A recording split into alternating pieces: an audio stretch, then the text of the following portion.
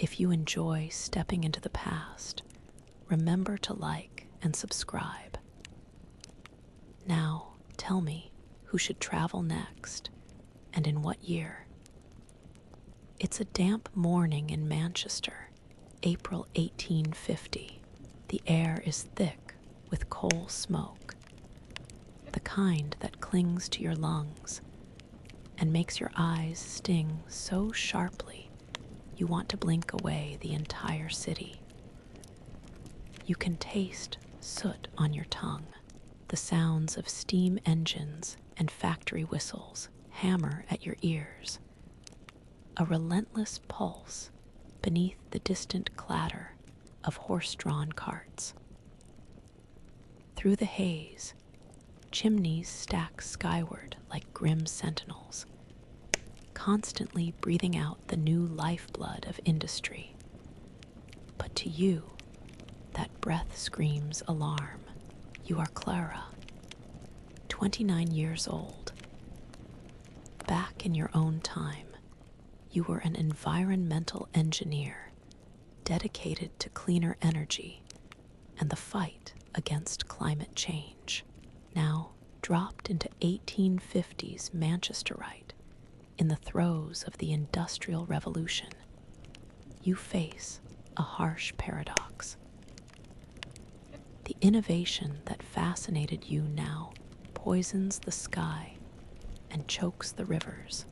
Your skills, once used to design efficient energy systems and reduce pollution, feel both a lifeline and a burden. You start your week by navigating the dark, skewed streets to a crowded factory on Ancoats Road. Your boots crunch on the dusty coal, residue coating cobblestones. As you maneuver among sweating workers and iron machinery, you put your engineer's logic to work, quietly noting how much coal is burned for each machine, how much waste spills into the now grimed canals. You sketch improvised diagrams on scrap paper, theorizing ways to contain smoke or redirect exhaust. Workers glance your way with suspicion, some curious, others wary of a stranger with such strange goals. Your presence raises more questions than answers. Here, the idea of pollution control is novel and cumbersome. Coal is freedom fuel of progress and profit. But your ideas begin to ripple in small ways. You suggest sealing cracks where dust pours into workspaces. And in a break, you show a young machinist how adding a simple baffle might reduce thick smoke belching into the street. His eyes light up not with full understanding, but with the spark of possibility. Outside the factory, you feel the grime settle on your skin, a greasy weight that no amount of washing will remove. The stench of sulfur and burning tar follows you like a shadow. Yet, despite this, the city vibrates with energy, an unstoppable drive toward the future.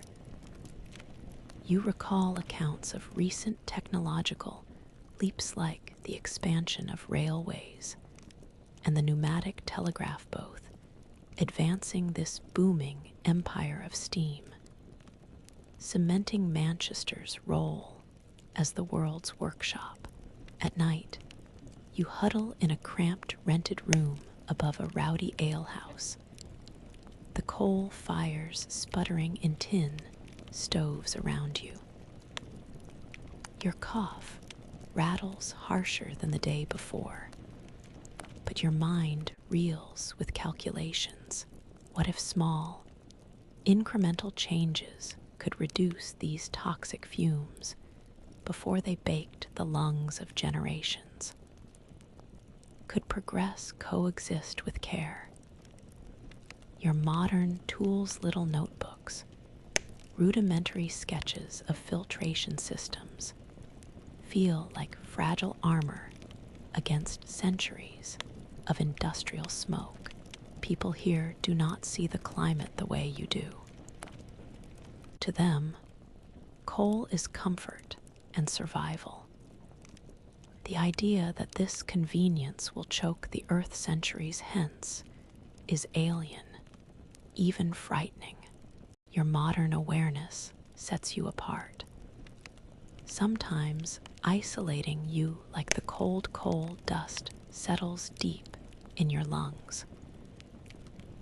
But you keep returning to the factories, determined to plant seeds of change through simple engineering fixes, hoping these will grow into something larger. By the end of the week, your hands are cracked from rough work. Your hair smells permanently of smoke, and your vision blurs from constant irritation. You feel the heavy weight of time pressing down, its thick black veil a slow suffocation. Still, you catch moments glimpsing the faces of those working beside you, gritty, determined, caught between desperation and the dawn of a mechanized world. When wet meets cold, the steady roar of the factories is constant. But today, it's drowned out by the patter of horse hooves on saturated cobblestones and the urgent chatter of merchants and laborers hustling beneath umbrellas and leather caps. The smell-wet earth, burning coal, and something sour, like the canals after heavy rainfall presses close. Your heart thrums in your chest, matching the city's restless rhythm. You push forward through the crowded market lane, weighed down not just by the rain, but by the urgency that settled deep since you arrived last week. You are Clara, a modern environmental engineer stranded amid this smoky, sodden revolution, watching progress pummel the air and water with every step. This week, the weather is relentless, and so is the coal smoke. You feel it mixing into the storm, turning the rain acidic and the streets into slippery traps. Your practical mind scans every detail. Puddles darkened by black residue, dripping chimneys like wounds that never heal, and the wasted heat that spills up through drafty factory windows. You clutch a folded paper, your hastily drawn design for a simple scrubber device meant to capture soot before it escapes into the sky. The materials you need, however, are scarce. Local blacksmiths don't see the use, and workers, tired from 14-hour shifts, barely have time to entertain a stranger's ideas. Still, the engineer in you refuses to abandon logic. You try sketching on a slate in the corner of a tavern, showing how redirecting vent pipes could lessen smoke's reach. Your hands are numb from cold as rain soaks through your gloves, but the instinct to innovate holds strong. You map out coal usage rates, calculating waste heat and pollution inefficiency, senses sharpened by the visceral grime around you. These calculations give you purpose. They connect your future knowledge with this dirty, urgent present. You realize the city's swelling population, a record 300,000 souls, packed tight to pens on the factory's unyielding hunger for coal. The participants in this bustling hazard aren't enemies, but victims, unaware of the longer-term cost written in black clouds overhead. Your nights are restless. The cold seeps through the thin walls of your lodging, echoing with coughs from neighboring rooms. Newspapers whisper of cholera outbreaks in other growing cities, a grim reminder that sickness rides the same industrial winds. Yet, your vision doesn't clear the soot-choked air. It sharpens the struggle ahead. You take measured breaths, aware that your modern assumptions about energy efficiency meet a wall of urgency and survival, of a world learning to harness fire without knowing how to tame it. By the end of the week, rain has soaked through your boots, and the grime leaves a stubborn film under your nails. Your body aches from narrow alleys and dirty workspaces, but a flicker of resolve grows. You fashioned simple filters from scrap wire and damp cloth, tested their effect on small pipes outside a backstreet mill. The change isn't spectacular, but it's something.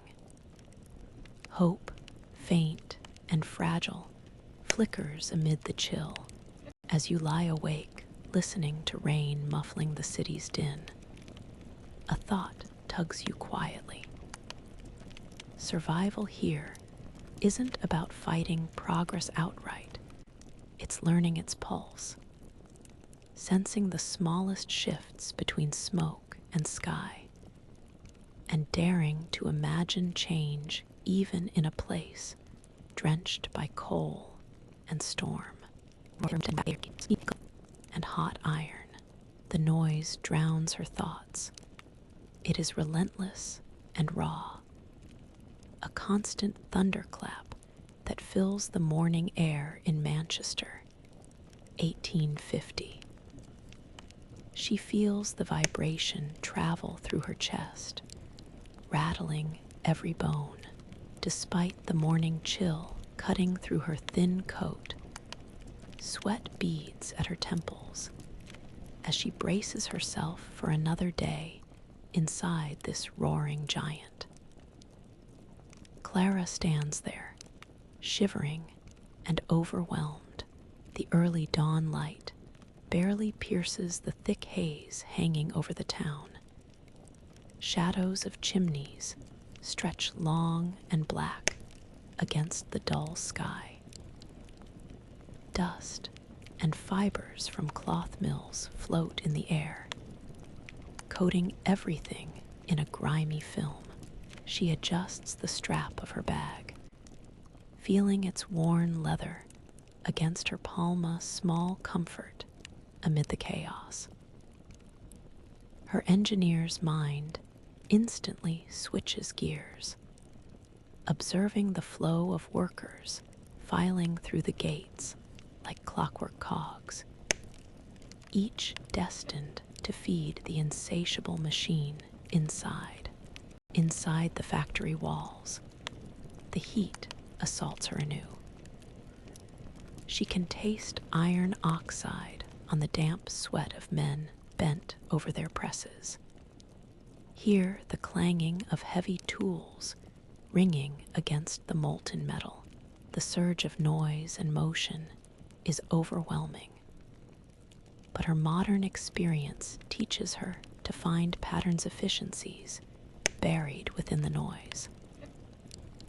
Her notes from last week's rudimentary filter tests push her to sketch solutions on a scrap of paper, kept tucked in her coat ideas for redirecting exhaust, installing dampers, rerouting waste heat, These are small tweaks, hints at the future, but they give her a purpose here. The workers are wary. Their faces are streaked with black soot, hands cracked and rough.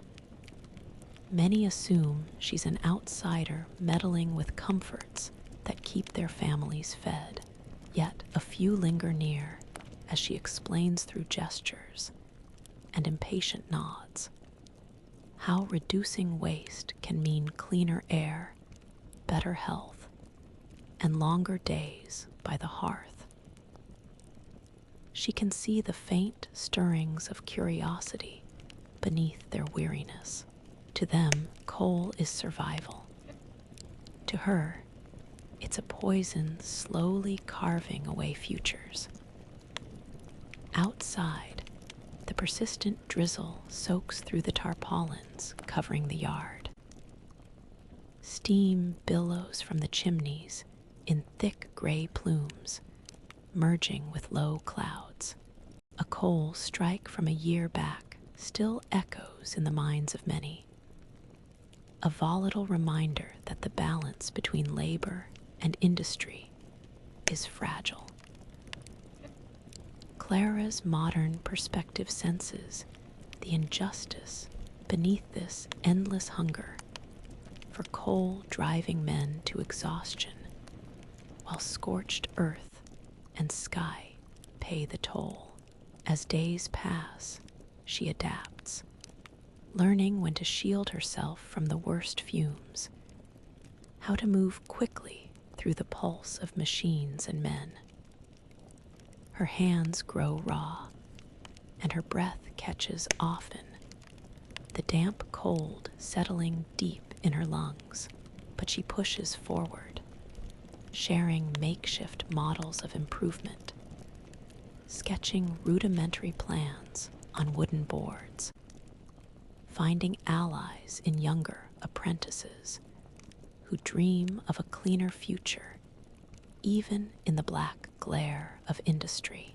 At week's end, as she stumbles back to her cramped room, she notes the strange duet of fatigue and resolve thrumming through her body. The factory's roar is never far, an unyielding reminder of how deeply progress is wired into this city's bones. She wonders quietly if her small efforts will ripple outward or simply vanish in the tide. The thought lingers with the night's echo. Change is slow, fragile, and in this smoky heart of the Industrial Revolution often, drowned beneath the deafening sound of machines hungry for coal, the shadows on the rough wooden walls, mingling with the heavy scent of smoke that never quite leaves the era constant reminder of the coal-fired world pressing in from beyond the windows. Outside, the city's clatter carriage wheels, distant whistles, hammered metal fades into the night's damp embrace. Hunger gnaws at her ribs, a dull, persistent ache that bites sharper than the chill slipping through the threadbare fabric of her coat. For Clara, the stark contrast between this moment and her previous life is raw. As a modern environmental engineer dropped into Manchester, 1850, the scarcity of food and warmth is a daily struggle. Alongside the choking smog and endless noise of industrial growth, tonight it's the cold and empty stomach that remind her most keenly how alien this time feels. Throughout the day, she moved through crowded factories and muddy streets, her boots heavy with coal dust and spring rain that soaked her once again. Using her engineering sense, She had sketched new ideas to improve the smoky, chimney-simple filters and baffles designed to catch soot before it escaped to poison the air. She shared her crude diagrams with a blacksmith, whose hands paused mid-strike to trace the charcoal lines, curiosity flickering through his grime-darkened eyes. Still, progress here is measured in coal burned and cloth woven, not cleaner skies. At the market, she observed how little variety filled the wooden stalls. Hardened vegetables, cheap cuts of meat reserved for the wealthiest, and bread fast turning to stone. The caloric economy of this time is brutal. People eat to survive the long hours bent over machines that roar like angry giants. The cheap ale, thick and bitter, is both comfort and numbing agent against the day's aches. Her modern assumptions offer mixed comfort. She knows how nutrition builds resilience, how waste and pollution undermine health in invisible ways.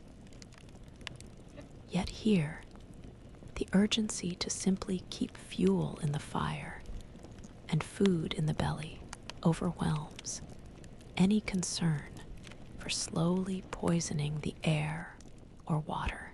For a city swelling toward 500,000 souls, the human cost is written in every blackened lung and gaunt face. Back in her modest room, she pulls from her bag a small stack of notes formulas, balancing heat efficiency and fuel reduction. Modest hopes for incremental change. Her engineering mind races, imagining how such improvements could protect worker health and stretch scarce resources farther. She contemplates ways to spread these ideas quietly among apprentices and intrigued craftsmen, sowing early knowledge even as the factory roar pulses through walls. As night deepens, hunger returns, its edge softened only by fatigue, dulling her senses.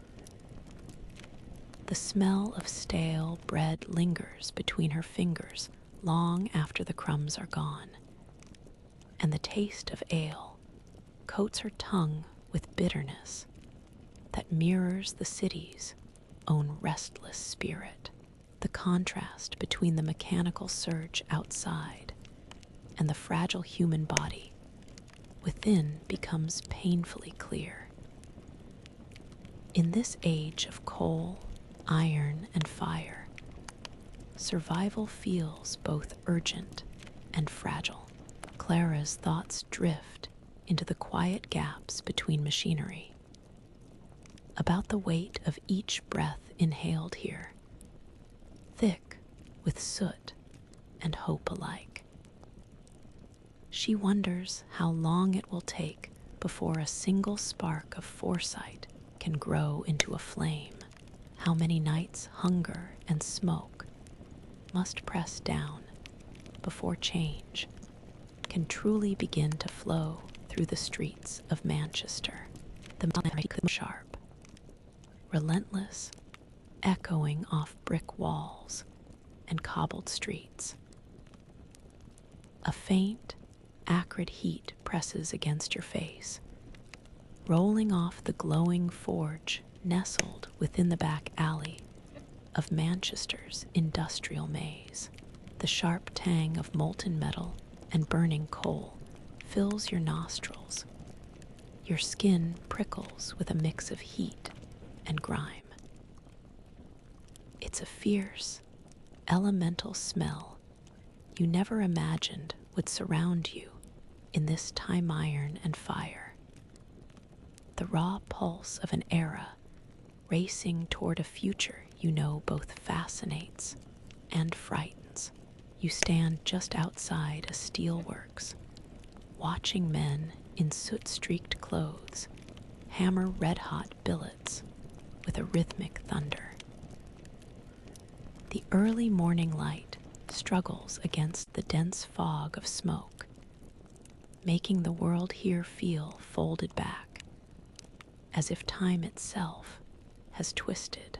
No machines humming with quiet precision, no sensors or clean energy, just raw human effort and fire, shaping the future in a way that feels at once ancient and urgent. For Clara, this fifth week in 1850 Manchester carries the weight of sudden clarity. The skills that defined her in the modern world as an environmental engineer feel both distant and strangely necessary here. Watching the forges glow, she recognizes the limitations of this world's technology, but also the sparks of human ingenuity.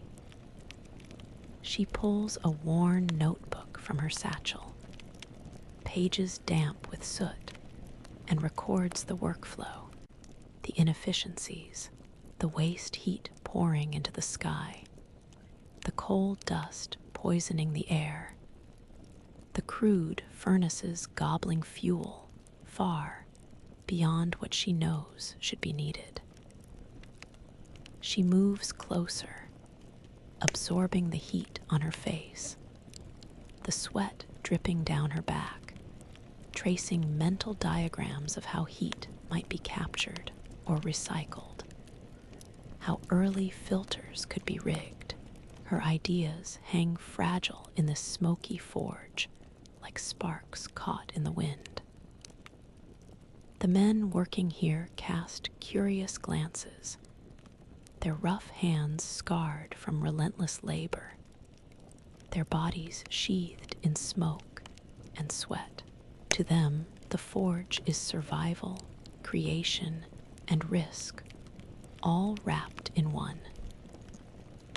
To Clara, it's a glimpse of the vast energy hunger driving this century forward, a hunger that feeds progress, but threatens to consume the earth itself.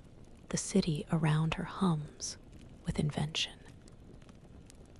Recent news speaks of the expanding railway lines threading the countryside, and the ongoing innovations in steel manufacturing like Henry Bessemer's process that promises to revolutionize metalwork. These advancements promise great change, yet they also mean more coal burned, more smoke poured into the skies she fights to clear. She knows the balance is fragile. Throughout the week, Clara experiments quietly with small adaptations mock-ups of improved bellows designs, proposals for waste heat capture, imagining a future furnace more efficient, less ruinous. Her days grow longer, sweat and soot mixing as she tests her sketches near the forge's edges. Whether out of curiosity or exhaustion, a few apprentices linger nearby, watching her work, sometimes offering shy questions that hint at hope beyond the smoke. Evenings find her sitting in a dim room, the flicker of gaslights fighting shadows. She traces her fingers over plans drawn in smudged ink, feeling the weight of time folded back and stretching forward all at once. The realization settles alongside exhaustion. This moment is a pivot where raw fire meets the promise and peril of progress. How many small changes will it take before the terrible hunger for coal and steel can be tempered without breaking the lifeblood of this city. As she closes the notebook for the night, the forge's distant clangs still ringing in her ears, Clara feels a quiet resolve hum beneath her fatigue. This place is both cradle and crucible a world she must learn not just to survive, but to guide, one small spark of change at a time. Worn wooden handrails beneath your palms, splintering slightly under the pressure of your grip as the clanking of machinery surrounds you. Every surface floor, wall, and ceiling alike is coated in a fine layer of grime that turns your fingertips black. The air hums with the steady rhythm of gears and belts, a mechanical heartbeat driving the city's relentless industry. You are inside one of Manchester's sprawling textile mills, a sprawling maze swallowing you whole. And for the first time, you truly feel the weight of this era pressing down. Your hands, once soft and accustomed to careful instrument panels and clean code, now rub raw against coarse tool handles and oily surfaces. The mill's machines are immense, their motions powerful and unforgiving, stretching endlessly into shadowed corners filled with coal dust and sweat. You breathe through a thin scarf, but the thick odor sticks stubbornly to your lungs as you navigate the narrow walkways suspended high above whirring looms. For Clara, the transition from observer to participant is jarring. With each clank and hiss, her modern engineering instincts kick in calculating load, wear, and energy loss, mapping inefficiencies invisible to others lost in the deafening roar. She jots down sketches on scrap paper, ideas for improved belt alignment, tension adjustments, or even crude safety guards to protect the overworked hands that jab and adjust the relentless machines. It is clear how much energy and human endurance this place consumes, and the environmental toll, that endless hunger for coal driving each piston and spindle. The mill workers glance briefly at the stranger, moving carefully among them. Their faces are tight with concentration, soot smeared across brows and cheeks, muscles hardened from years bent over clattering looms. They do not speak your language of progress and preservation, but in watching their calloused hands and swift movements, you glimpse both resilience and the fragility waiting beneath. Outside, rain spits cold droplets onto dusty windows, joining the river of grime that trickles down fads.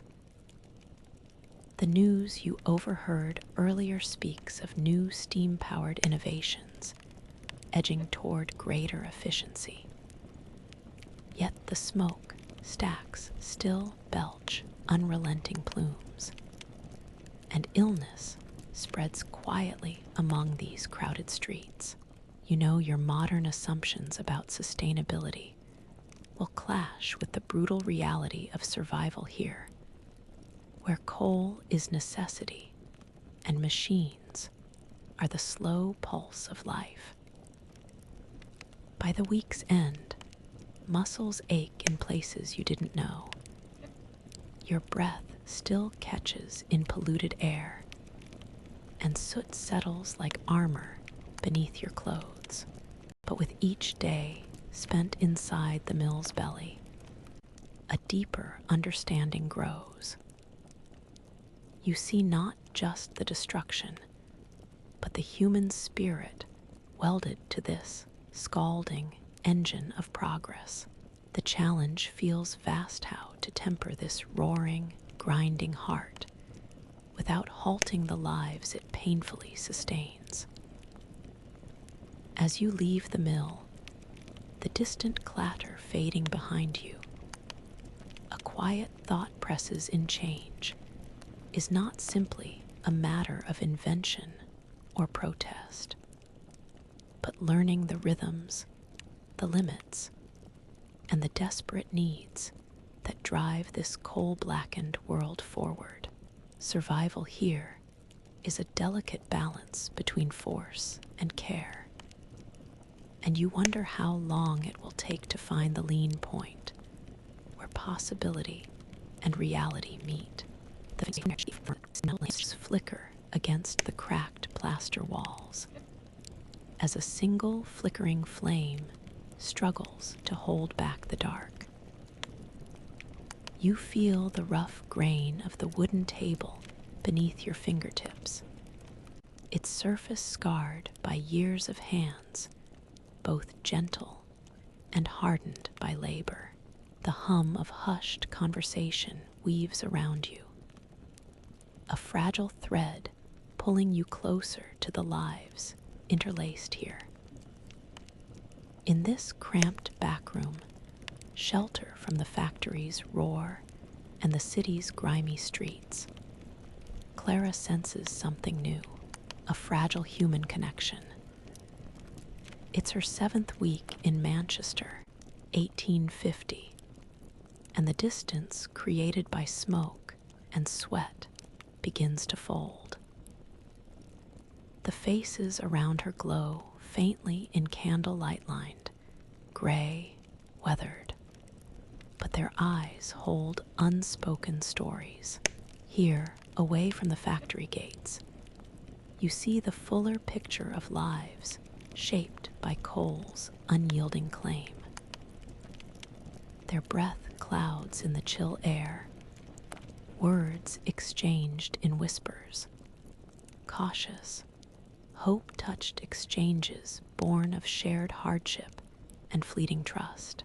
Clara's role as a modern environmental engineer feels less solitary now. Her sketches and crude models, once met with suspicion, have sparked quiet curiosity among the apprentices and journeymen she's begun to count as allies. Tonight, she feels the weight of building more than machines forming bonds steeped in mutual need. They listen as she points to her drawings of improved ventilation systems, safer coal storage, ways to cut waste without sacrificing work. Her knowledge hums softly, not just as technical wisdom, but as a bridge spanning future and past.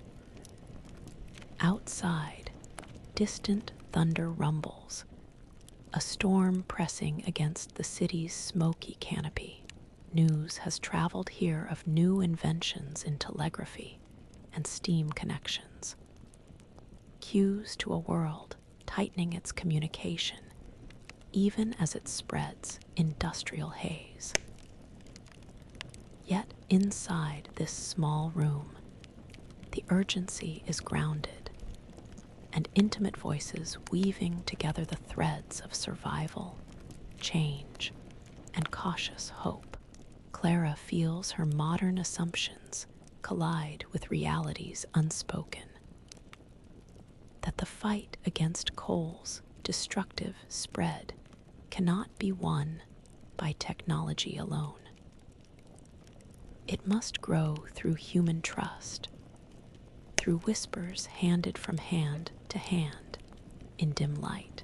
She watches roughened palms trace the curves of her diagrams, sees eyes flicker with tentative possibility.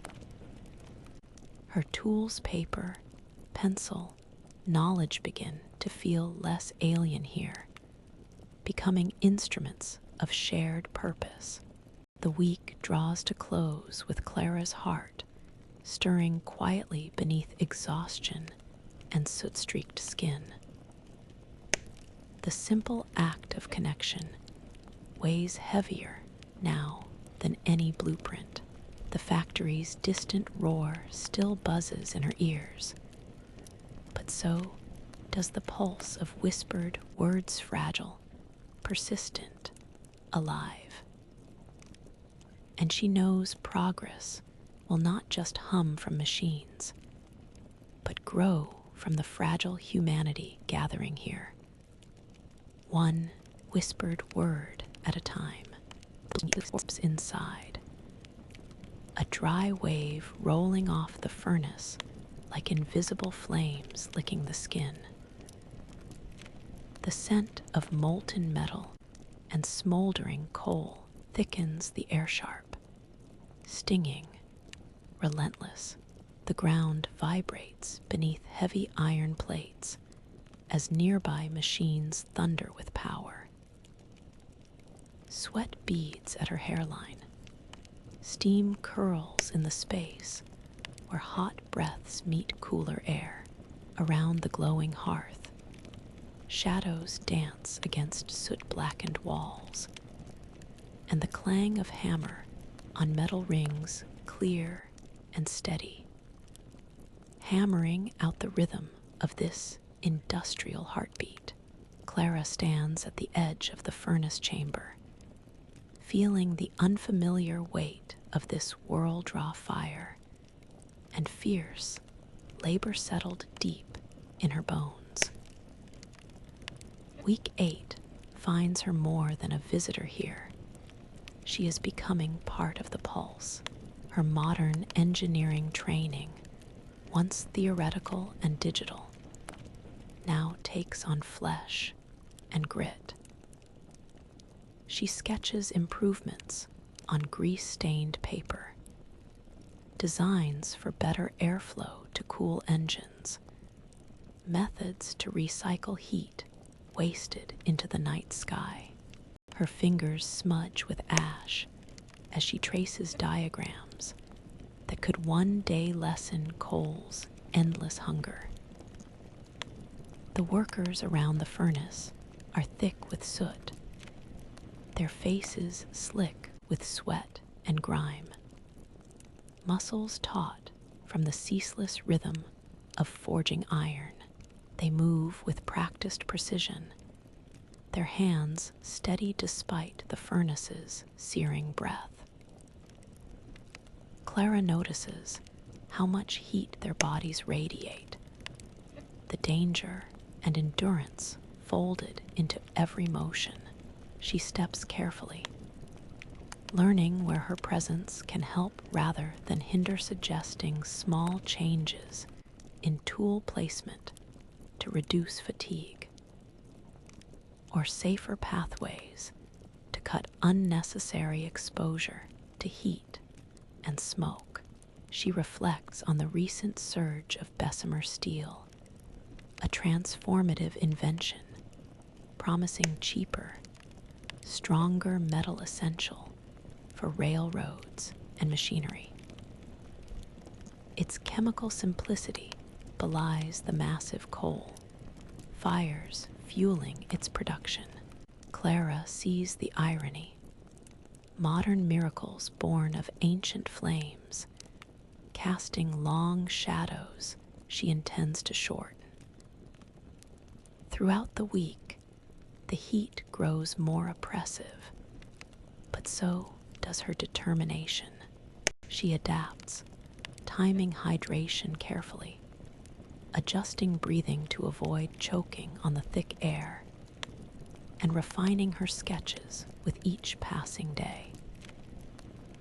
A few mill apprentices linger, curious and cautious, as she explains rudimentary principles of thermodynamics and efficiency, not in words, but gestures, diagrams, and patient demonstrations. At dusk, when the furnace's glow softens and the city's drone dims, Clara finds a moment of quiet. The soot on her skin tells of her struggle. The heat still lingers in her bones.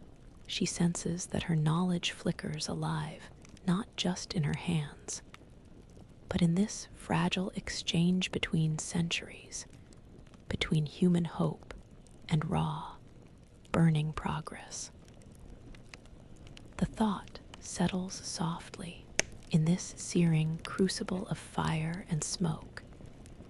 Change will not come from force alone, but from the steady accumulation of small sparks, moments of awareness kindled in the dark, where knowledge and will meet the harsh reality of survival. The sharp of grime up the sides of your worn leather shoes. The factory hums below the roar of the boilers, a steady drone punctuated by the clatter of tools and the occasional sharp hiss of steam escaping. The cold rain has turned the yard into a sloppy mess, but inside, the air is heavy with heat, sweat, and the sharp tang of machine oil. You tighten the straps on your bag as you cross the threshold, reminding yourself that this week is different. This week, you're no longer an outsider looking in, but a part of the relentless churn itself. 9 weeks into this journey through 1850, your engineer's mind has found footholds in the grind. You notice how the workers handle greasy tools with careful precision, calloused hands moving swiftly, yet deliberately, among the spinning wheels and belts. You mimic their movements awkwardly at first, your fingers stiff and unaccustomed to grit and grime. But gradually, your muscles remember a new rhythma partnership with the machine, not just observation. You spend the days immersed in the factory floor's chaos, studying the mechanics and marking small possibilities for efficiency improvements. You notice wasted motion in a loom's threading arm, overheated bearings crying out for lubrication, and fuel-burning furnaces that could be optimized to stretch coal supplies. Your sketches grow more detailed, your confidence braver as machinists begin to watch you without suspicion, even exchanging nods of acknowledgement. It's a fragile respect, born from muddy boots and shared labor, built step by step amidst the constant roar. Outside, the unyielding pulse of industrial Manchester beats on. You hear whispers of the ongoing railway expansions, crisscrossing beyond the city, iron veins spreading the reach of coal's dominion. The cholera outbreaks still haunt the crowded districts, a lingering reminder that human cost shadows every advancement. In this world, survival and progress are entwined with soot and sweat. By week's end, your hands bear the marks of the factories, embrace blackened under the nails, rough where leather gloves have failed. The aches in your limbs are steady companions, reminders that true understanding requires sacrifice. Yet beneath the fatigue, a quiet satisfaction settles. The cautious respect earned on the factory floor is a beacon, a fragile bridge between your future knowledge and this harsh present. As you step back into the damp streets, mud dripping from your boots, you carry with you a new awareness. Change isn't given, it's earned, hammered out with grit, patience, and the slow forging of trust amid the clang of progress.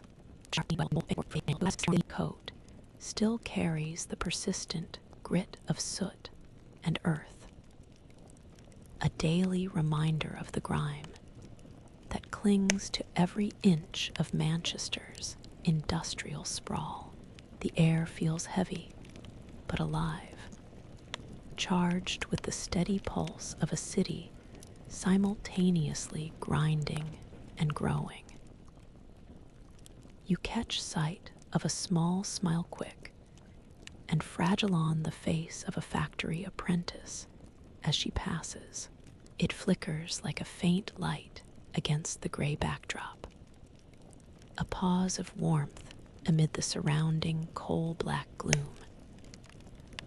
That smile cuts through your weariness today, a quiet proof that even in this world of smoke and relentless toil, small acts of hope glow sharply, stubborn and alive.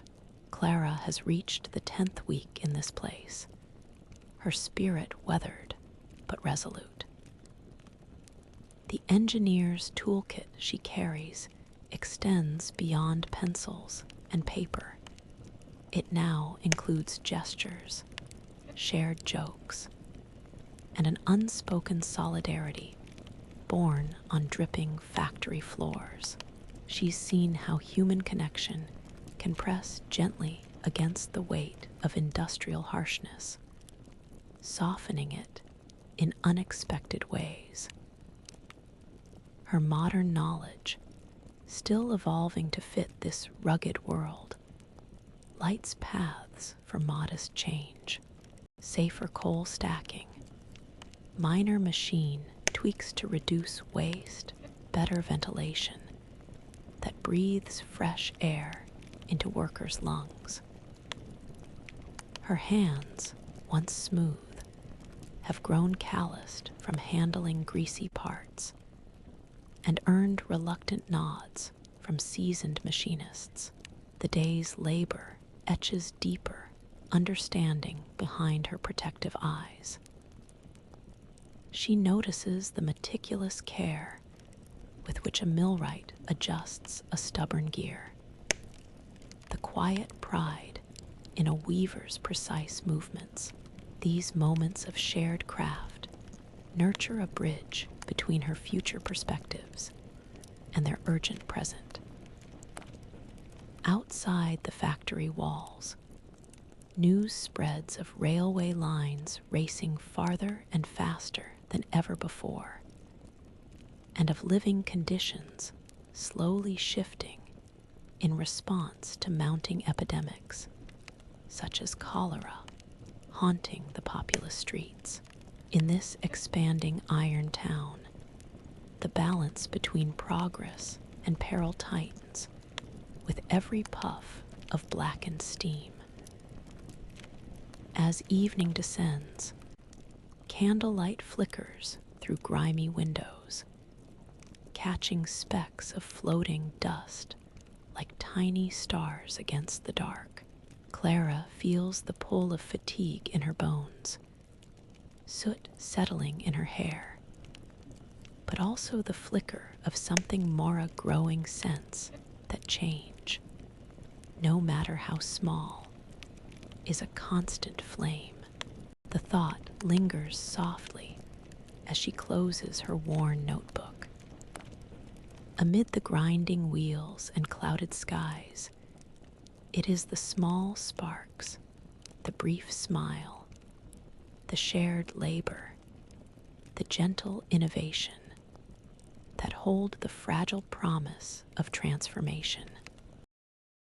The rough scratch of coarse wool against her skin is a sharp contrast to the black dust that clings thickly to every exposed surface.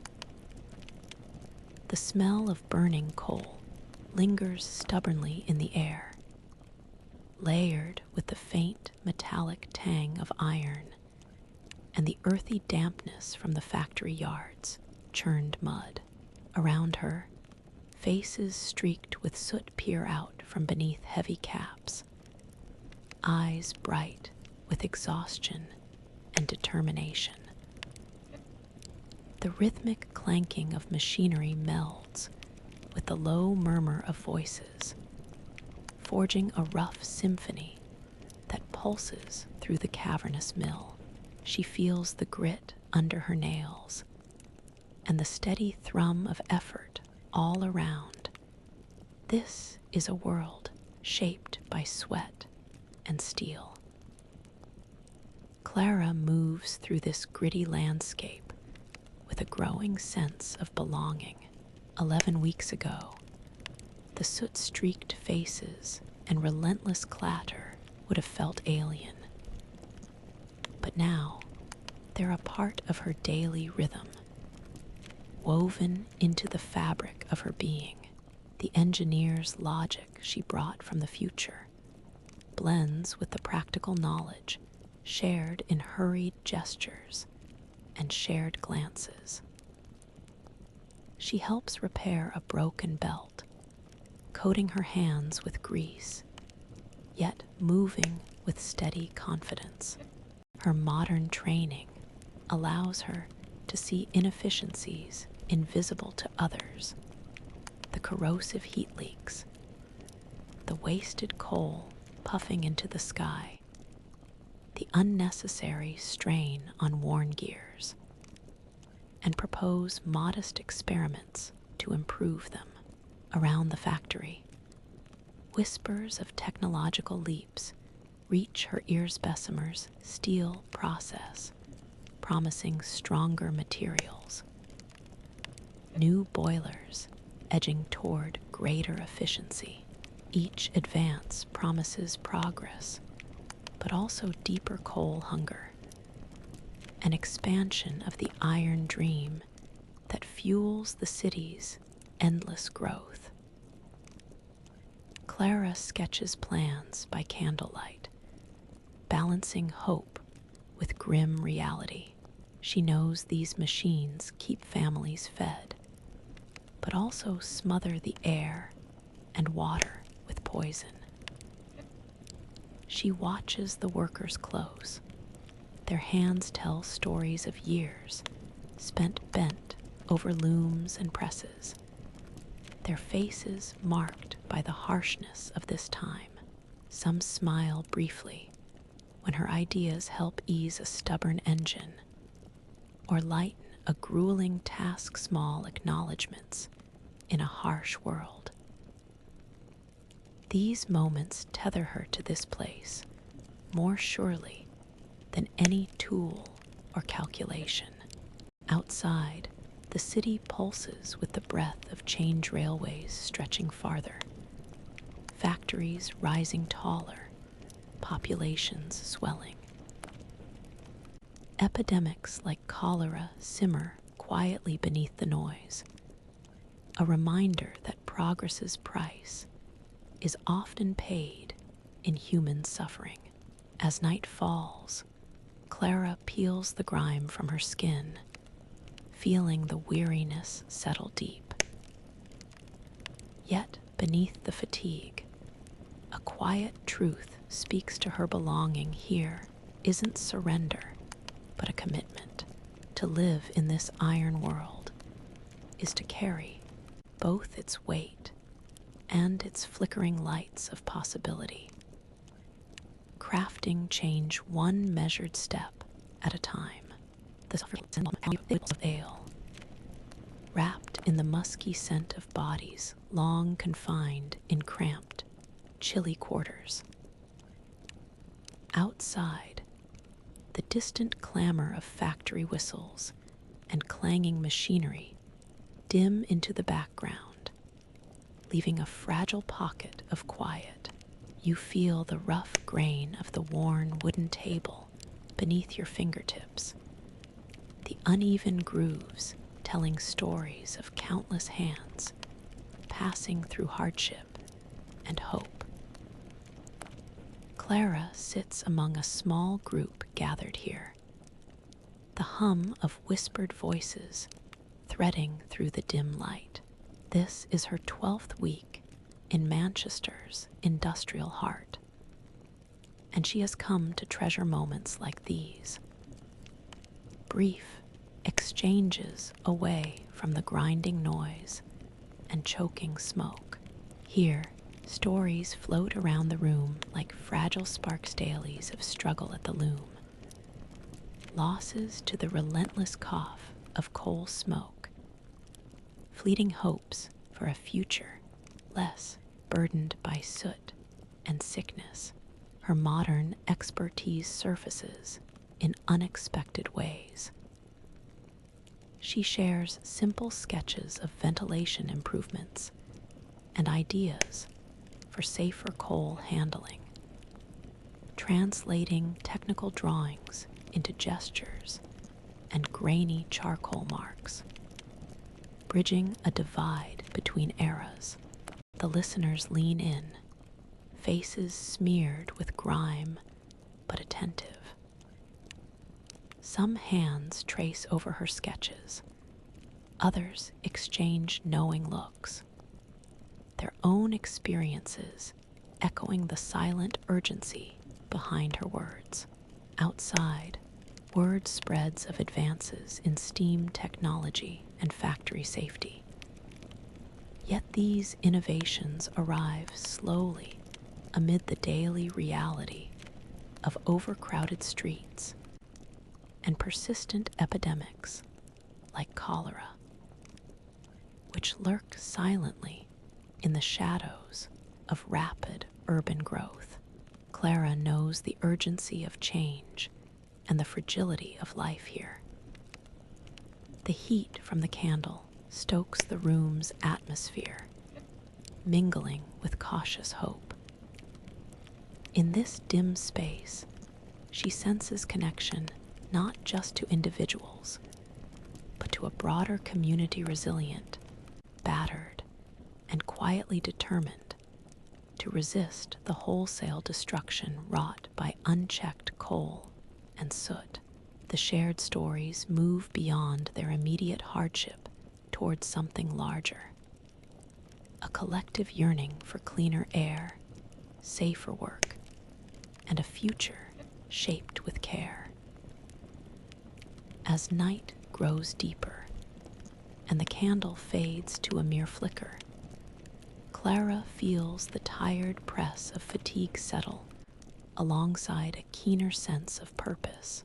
The truths spoken in whispers hold weight deeper than the clamor of factories.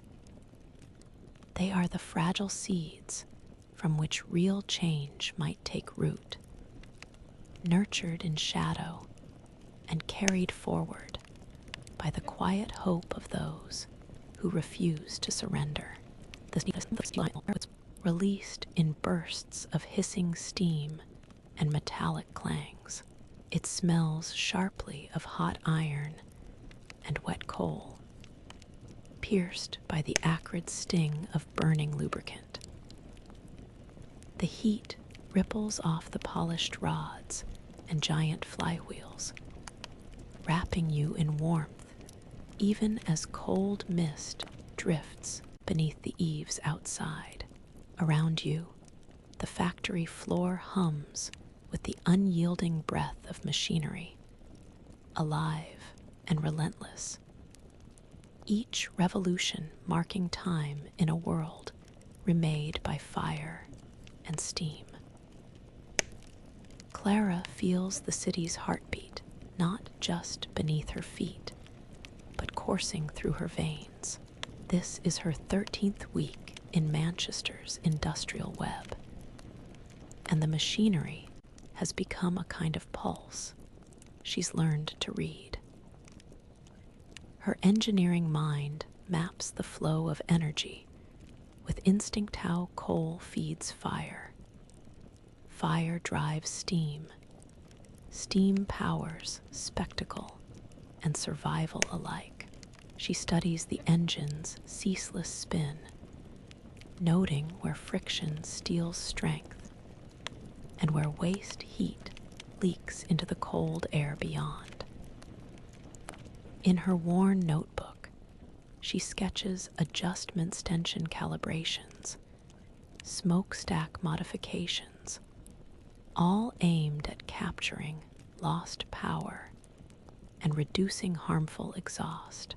The workers nearby move in time with the engine's rhythm, their faces flushed with heat and concentration. Calloused hands grease worn gears, while others tighten bolts against the ever-present threat of failure. Clara's presence here has shifted, once watched with suspicion. Now she shares knowing nods, her ideas gaining cautious ground. She shares insights on improving boiler efficiency-less coal burned for more power, though she senses the limits of change pressed by profits and survival alike. Beyond the factory, news filters through of railway extensions crisscrossing farther into the countryside, weaving Manchester into a vast network fueled by coal's relentless hunger. The outbreaks of cholera still haunt the city, their invisible toll shaping lives silenced by smoke-choked streets. Clara's modern understanding clashes with realities no blueprint can capture, the human cost etched sharply in every cough and every weary glance. As the factory whistle blows for day's end, Clara steps outside into the fading light, soot clinging to her skin like armor.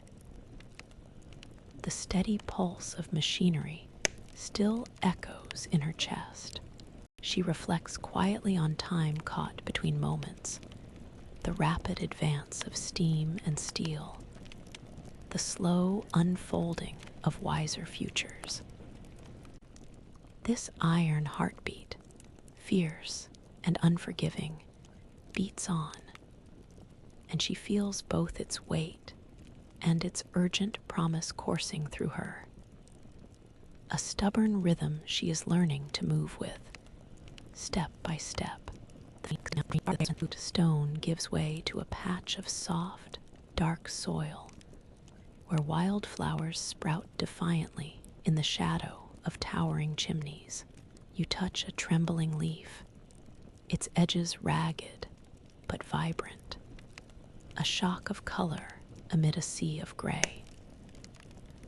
The distant roar of factories fades slightly here, replaced by the subtle chorus of birdsong and the rustle of wind weaving through scraggly bushes hidden behind crumbling brick walls.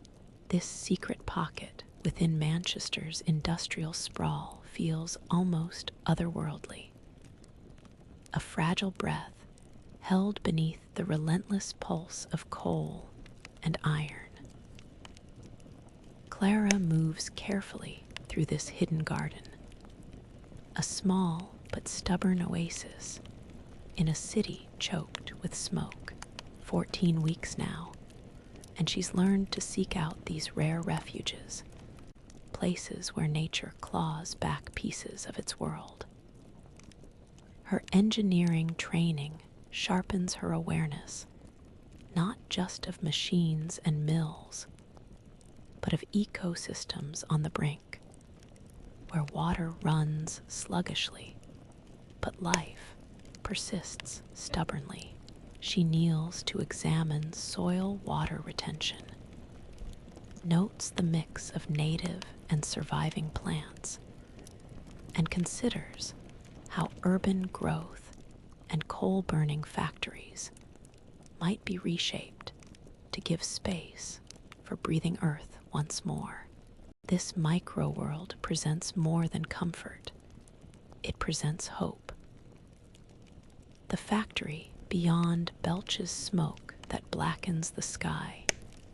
Yet here, beneath tangled branches and mossy stones, something else is growing.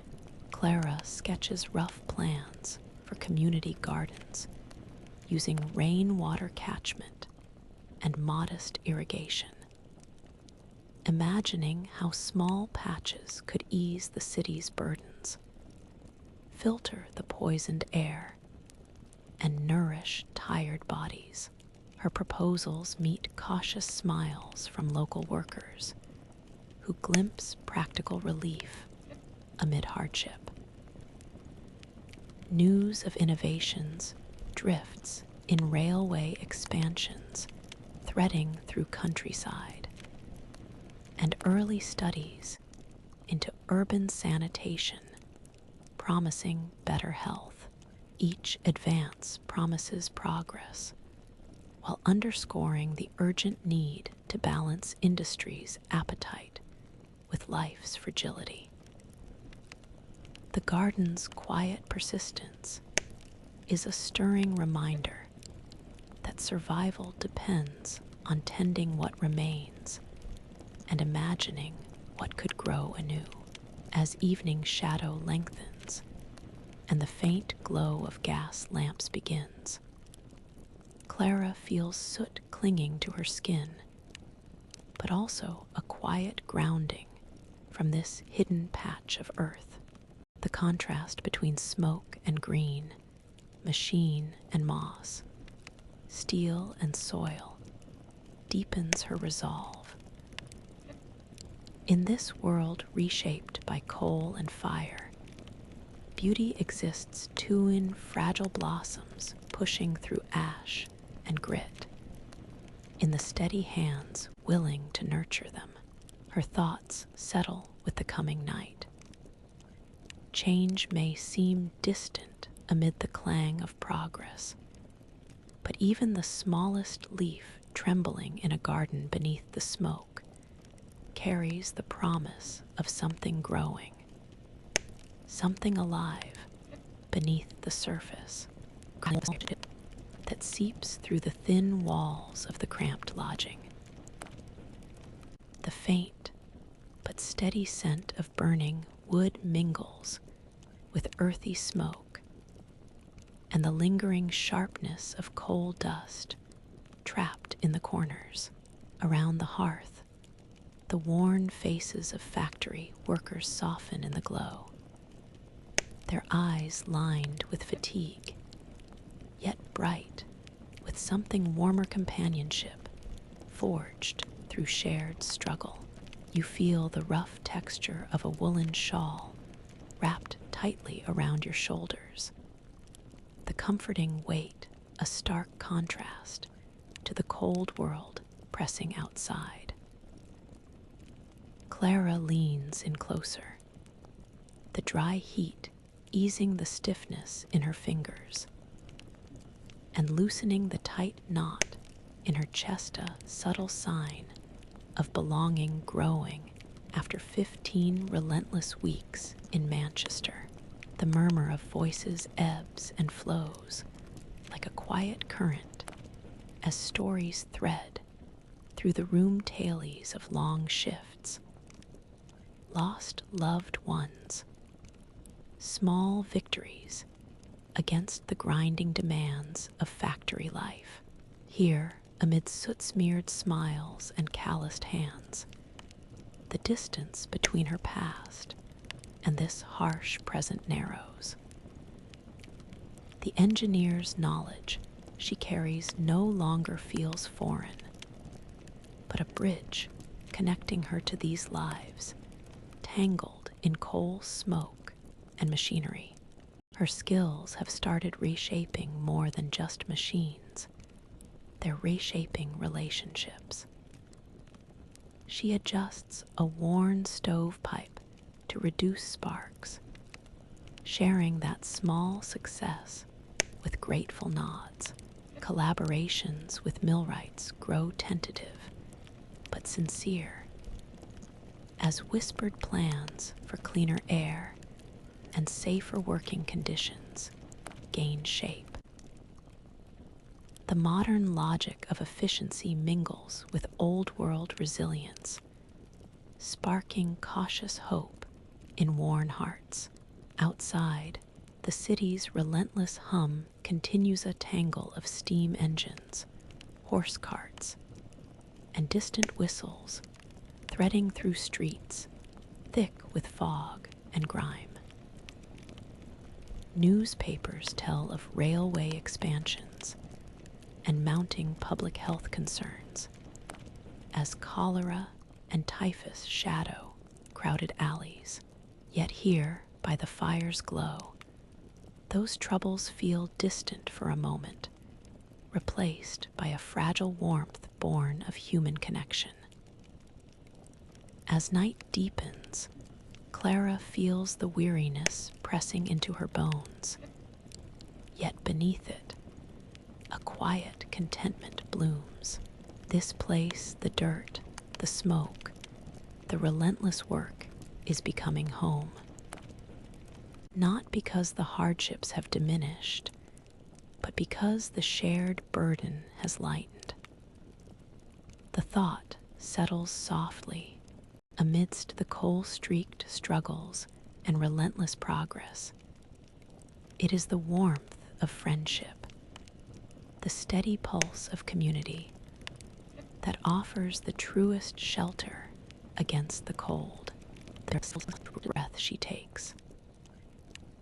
Her fingers are smeared black where the fine powder has settled, and the coarse fabric of her sleeves is stained with the same unyielding residue.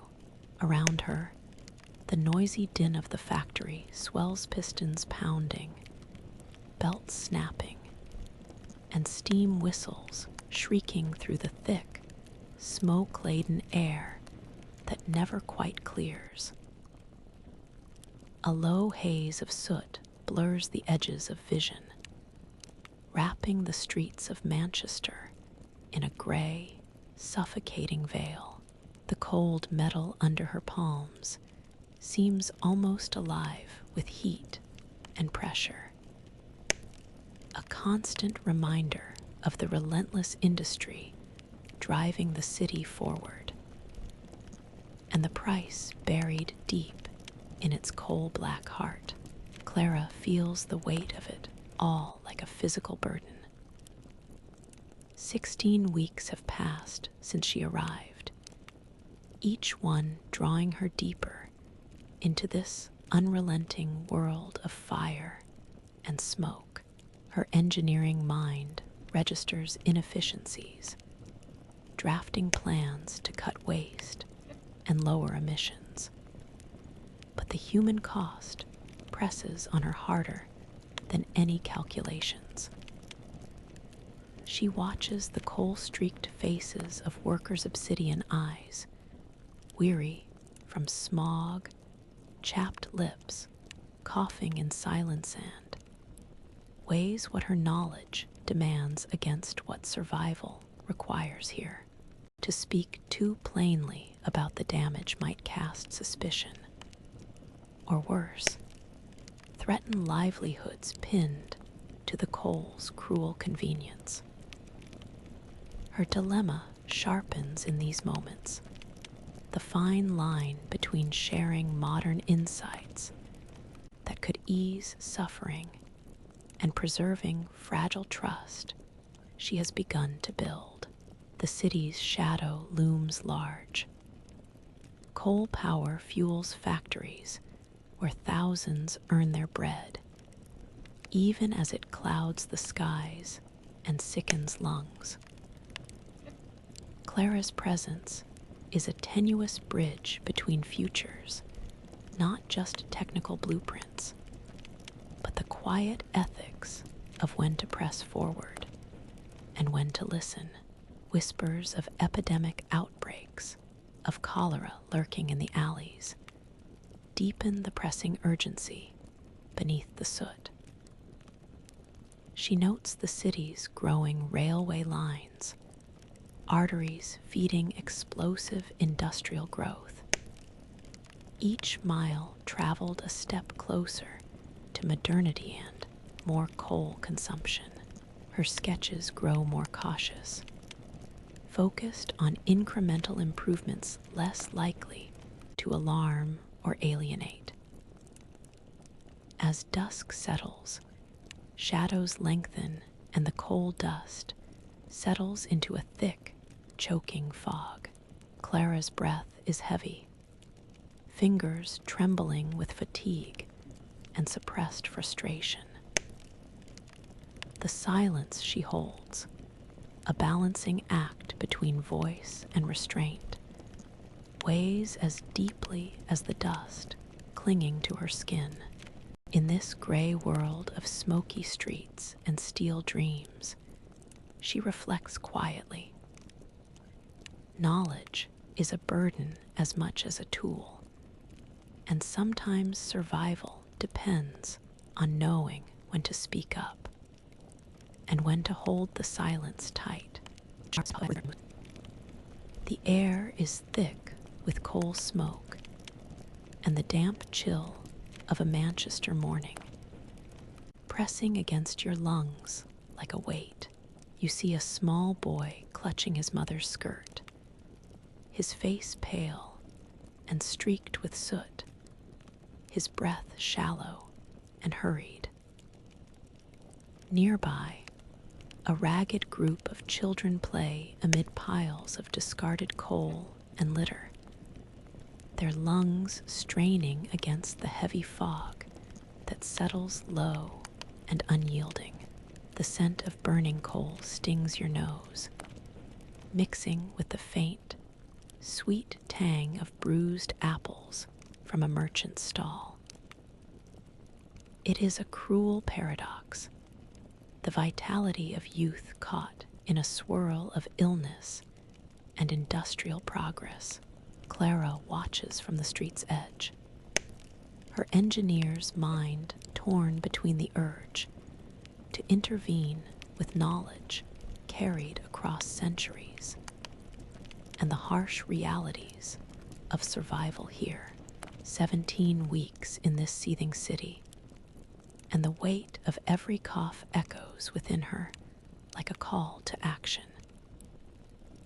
She knows the invisible dangers, the lingering particles lodged deep in fragile lungs, the contaminated water fueling recurring cholera outbreaks, the poor ventilation choked by coal's dominance.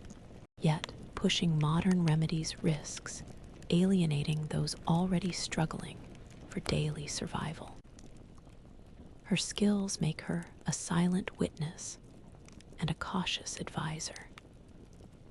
She measures air quality with crude instruments fashioned from scavenged glass and wire, compares the factory exhaust's impact on neighborhoods, and sketches proposals for improved airflow in workshops, all while gaining the tentative trust of weary workers and mothers.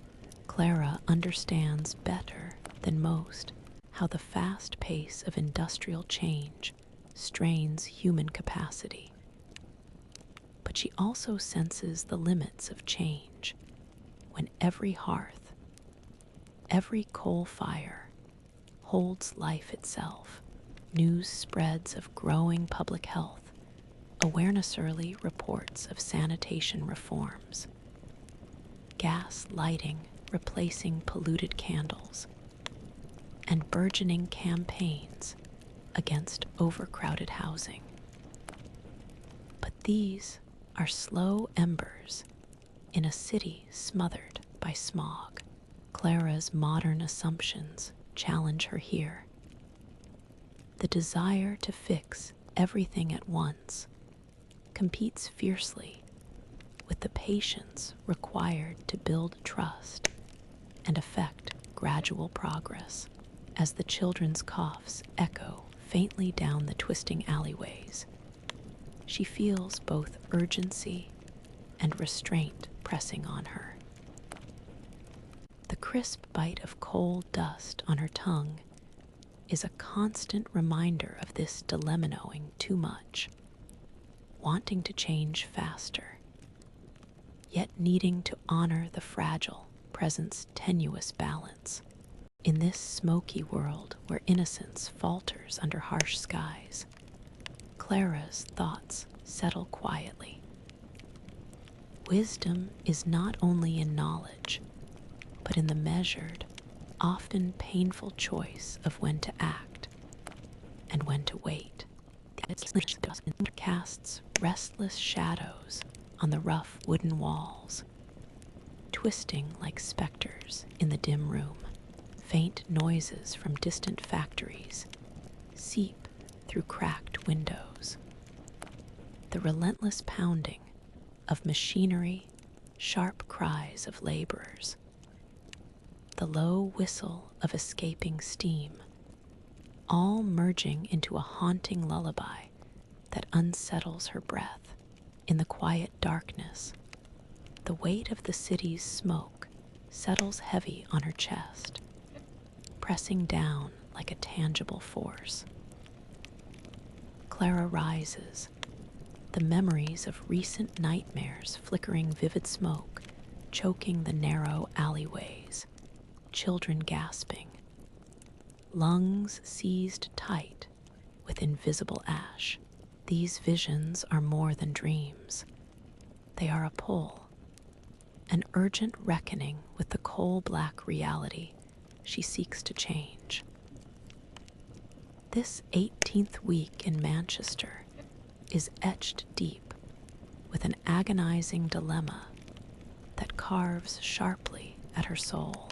Her modern engineering knowledge a map to cleaner futures feels both a beacon and a burden amidst this relentless industrial tide. During the day, she navigates the factory floors and crowded streets, her senses sharpened by years of technical expertise and fresh scars from physical toil. Every coal-fed furnace, every plume of smoke belching into the sky, sings a siren's song of power and peril. She sketches designs for improved ventilation and fuel efficiency, but also weighs the fragile trust she's built with workers dependent on this burning darkness. The balance between speaking truth and sustaining fragile alliances tightens unbearably. Tensions rise with news of mounting health crises, cholera outbreaks, shadowing dense neighborhoods. The grinding fatigue clouding faces worn raw by unceasing labor. Clara's mind races with solutions, recalling modern filtration methods and urban sanitation advances. Yet the harsh immediacy of this era's survival tempers her urgency. She senses the limits to change when livelihoods are tied to coal's relentless demand. As night falls once again, the city's smoke hangs thick and choking.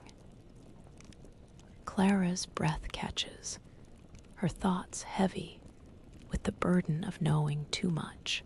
The struggle is no longer only against soot and steam, but the inner fight, when to press forward, when to hold back, and how to live with decisions that carve edges into one's very being.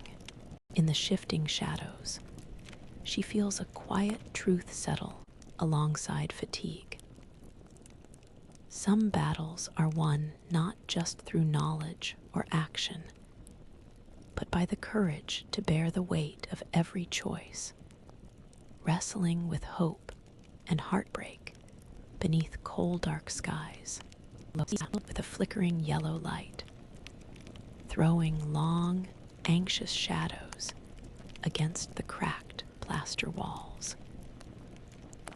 The faint scent of burning tallow mingles with damp wool, and the ever-present tang of coal smoke seeping through the narrow window.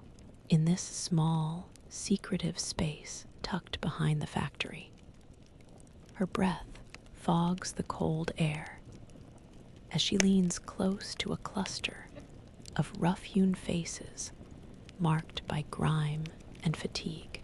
The murmured words weave a fragile web of counsel-careful, urgent exchanges, shaded with risks not easily named. Each whispered sentence presses like a cautious promise, and a challenge wrapped into one. After 19 weeks breathed into the thick, smoky atmosphere of Manchester, Clara has found herself at the crossroads of knowledge and survival. Her modern engineering skills shape plans and ideas concepts to reduce waste, improve ventilation, lessen the relentless coal smoke choking the city. Yet here, where every shadow might conceal suspicion, her insights must be shared with precision and care, like fragile seeds sown in hardened soil. The people gathered are not mere listeners, but vital partners, their weathered hands and weary eyes bearing the weight of daily labor and the urgent need for change. In careful gestures, she traces diagrams of improved furnaces and safer coal storage, translating complex concepts into tangible hopes. The flicker of the lamps reveals furrowed brows and hesitant nods. Trust glimmers amid the apprehension. Outside, the relentless pulse of industry hums. The factory whistles, and clanking machinery, a relentless reminder of the stakes. News of expanding railways and mounting epidemics filters in gnarly cholera warnings, casting a long shadow. Clara's modern assumptions about progress and urgency clash with the cautious wisdom of survival here. The precarious balance between speaking truth and preserving trust weighs heavily.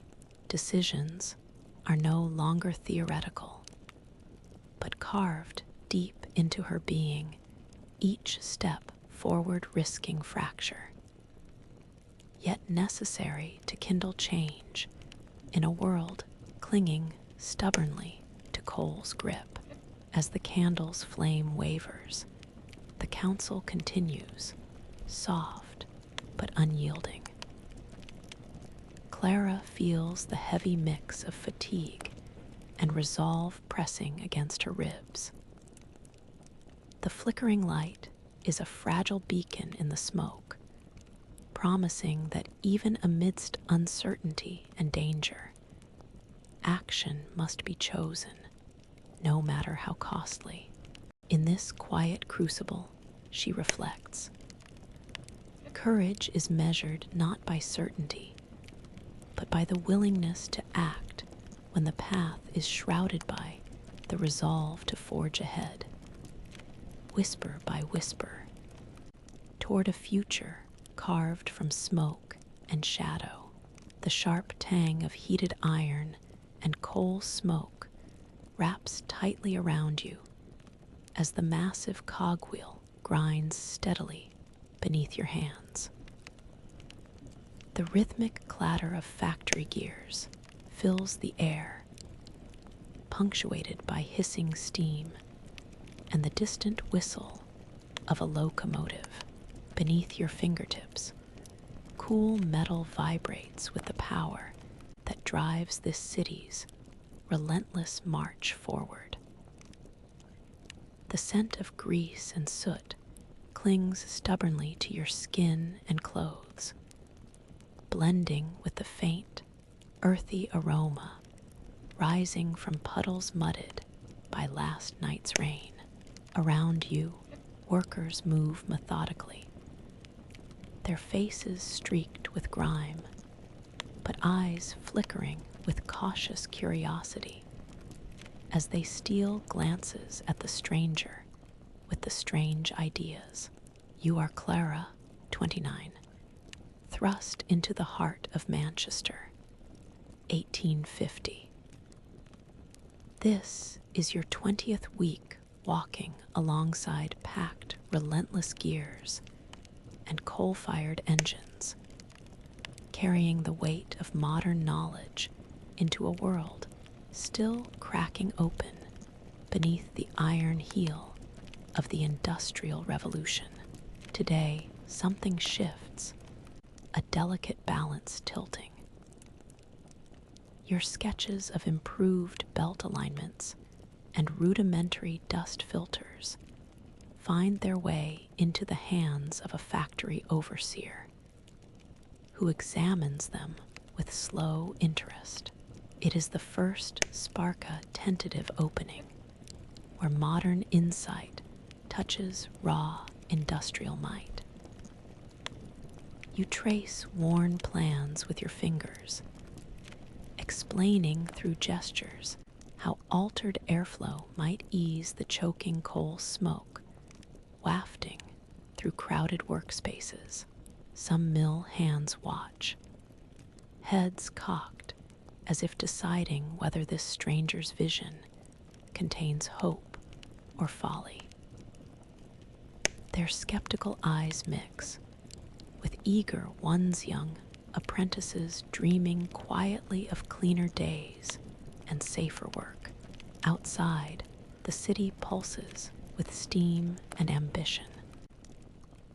The recent expansion of railway lines weaves Manchester into distant towns, a network fueled by voracious coal fires. Newspapers and whispered tavern talk recount cholera outbreaks and mounting calls for improved urban hygiene, shadows that deepen the urgency behind your work. Your engineer's mind knows full well the gulf between immediate survival and long-term progress. You navigate that divide delicately, aware that the first step toward change is often the hardest, requiring patience, persistence, and the humility to adapt your theories to a world not yet ready. As night falls, the factory's glow softens, wheels slow, and the city exhales a soot-laden sigh.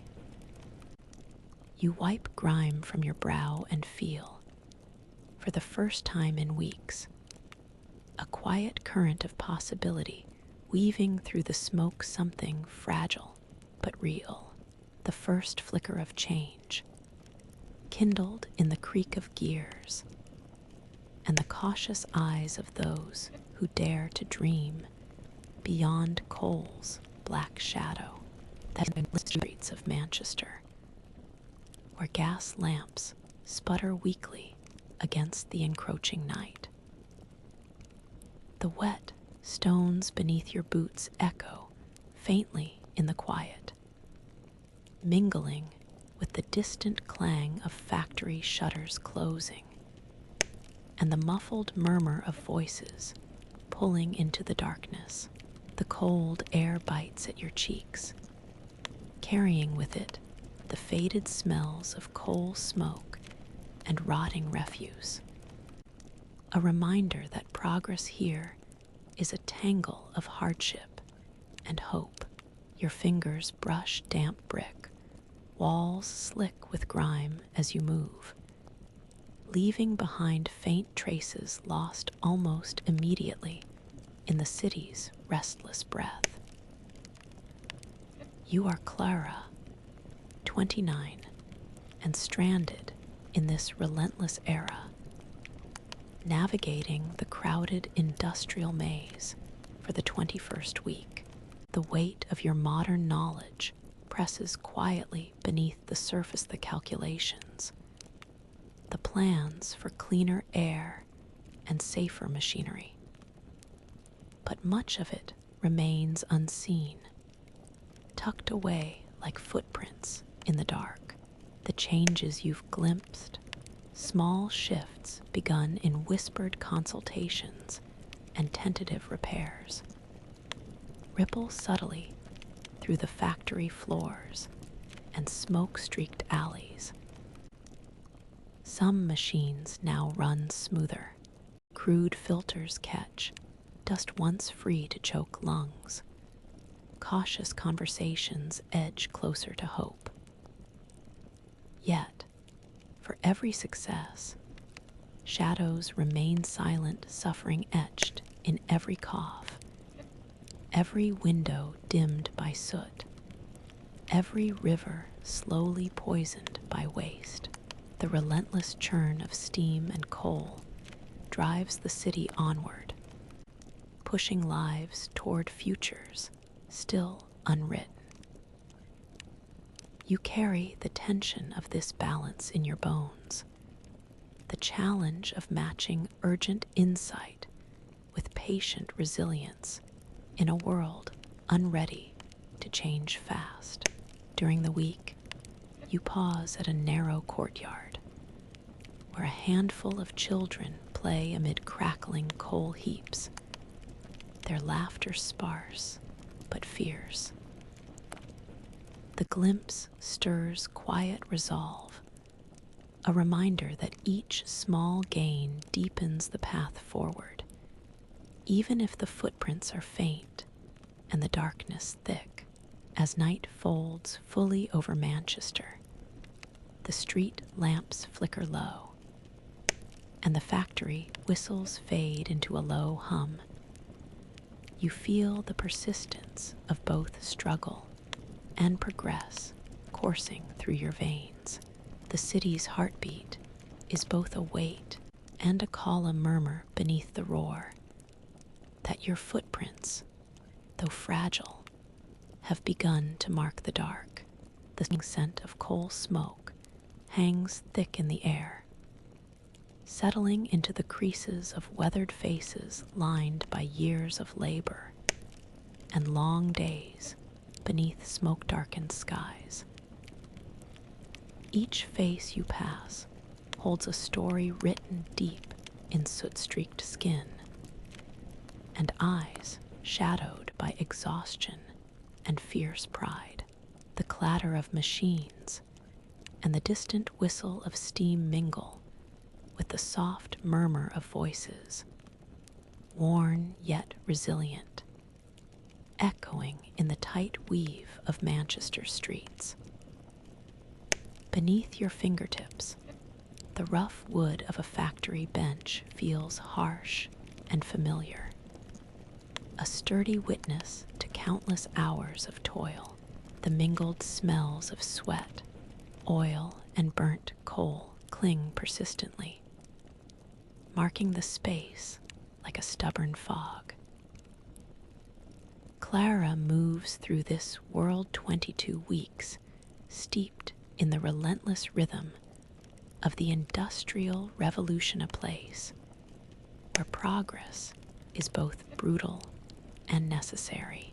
Her engineer's mind is sharp with plans to lessen waste, improve air quality, and protect workers from the choking haze. Yet, as she watches the faces around her, she senses the tangle of pride and doubt woven tightly into each glance. These people bear scars not only of coal dust, but of hard-earned resilience, hesitant to embrace change that might threaten the fragile stability their families depend on. Her modern knowledge offers new perspectives, tools once confined to the future now shared quietly in worn notebooks and whispered conversations. She points to subtle adjustments in furnace design, suggests simple ventilation tweaks, shows how small shifts might ease their burden. Some faces soften, flickers of understanding crossing the grime.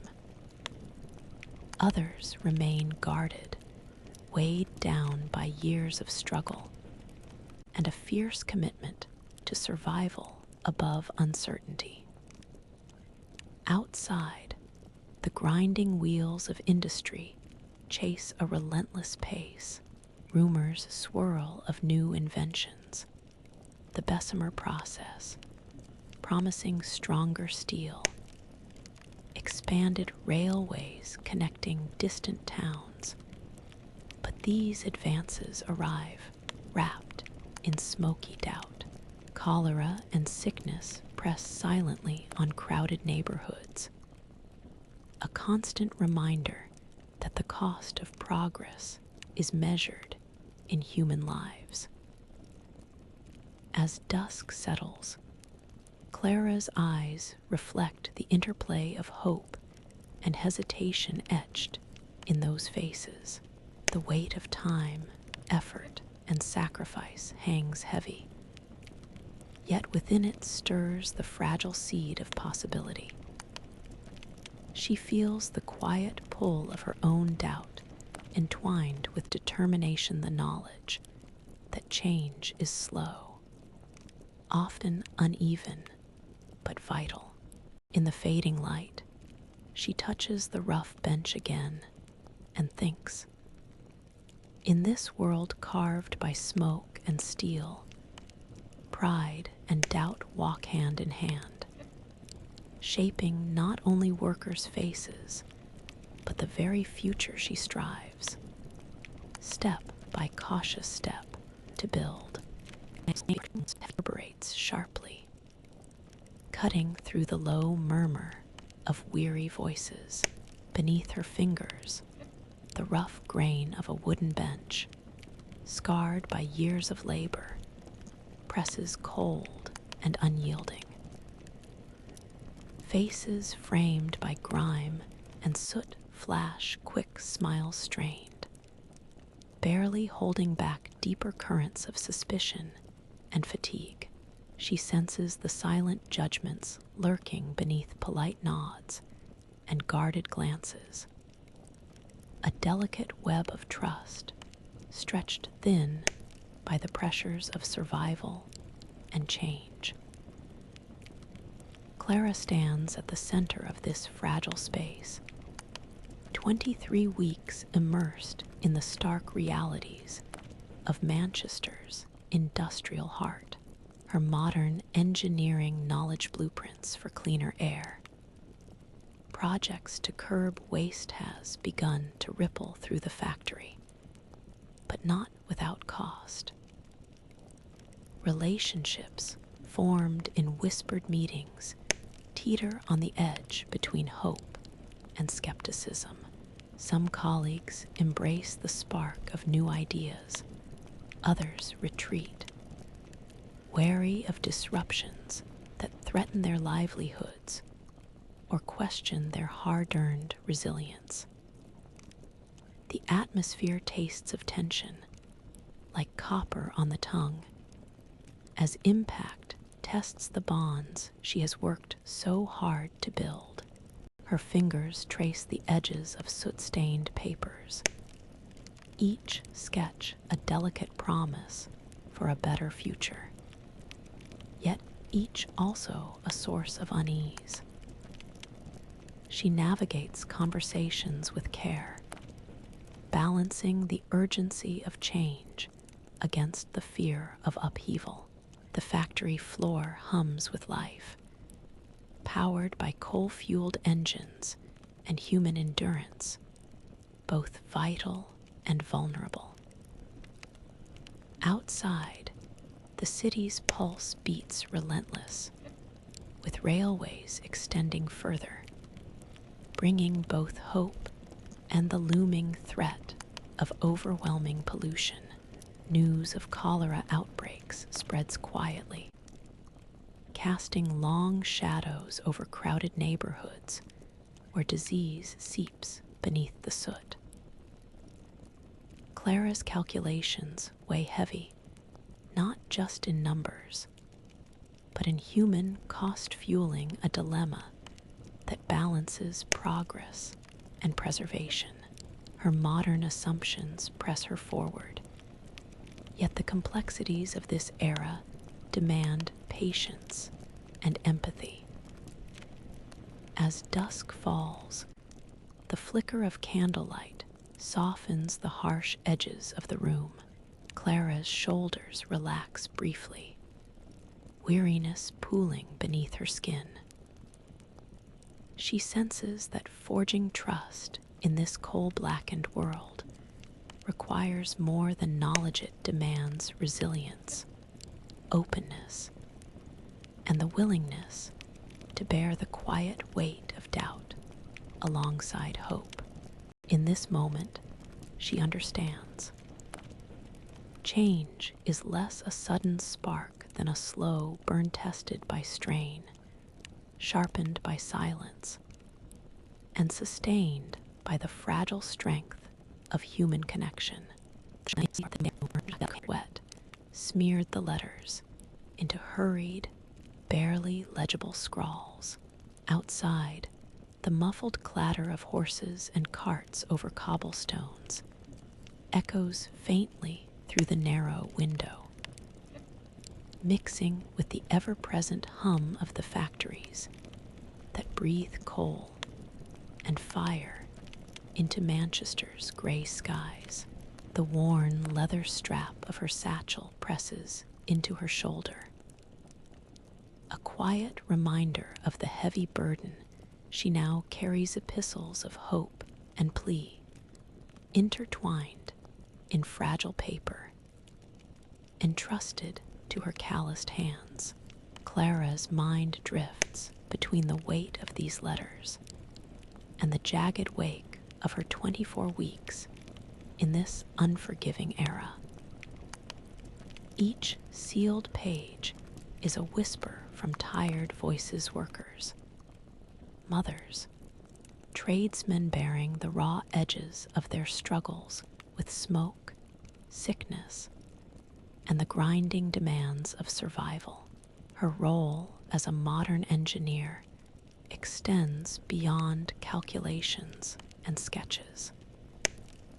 It has woven itself into these human threads, pulling her deep into a web of responsibility thicker and heavier than she anticipated.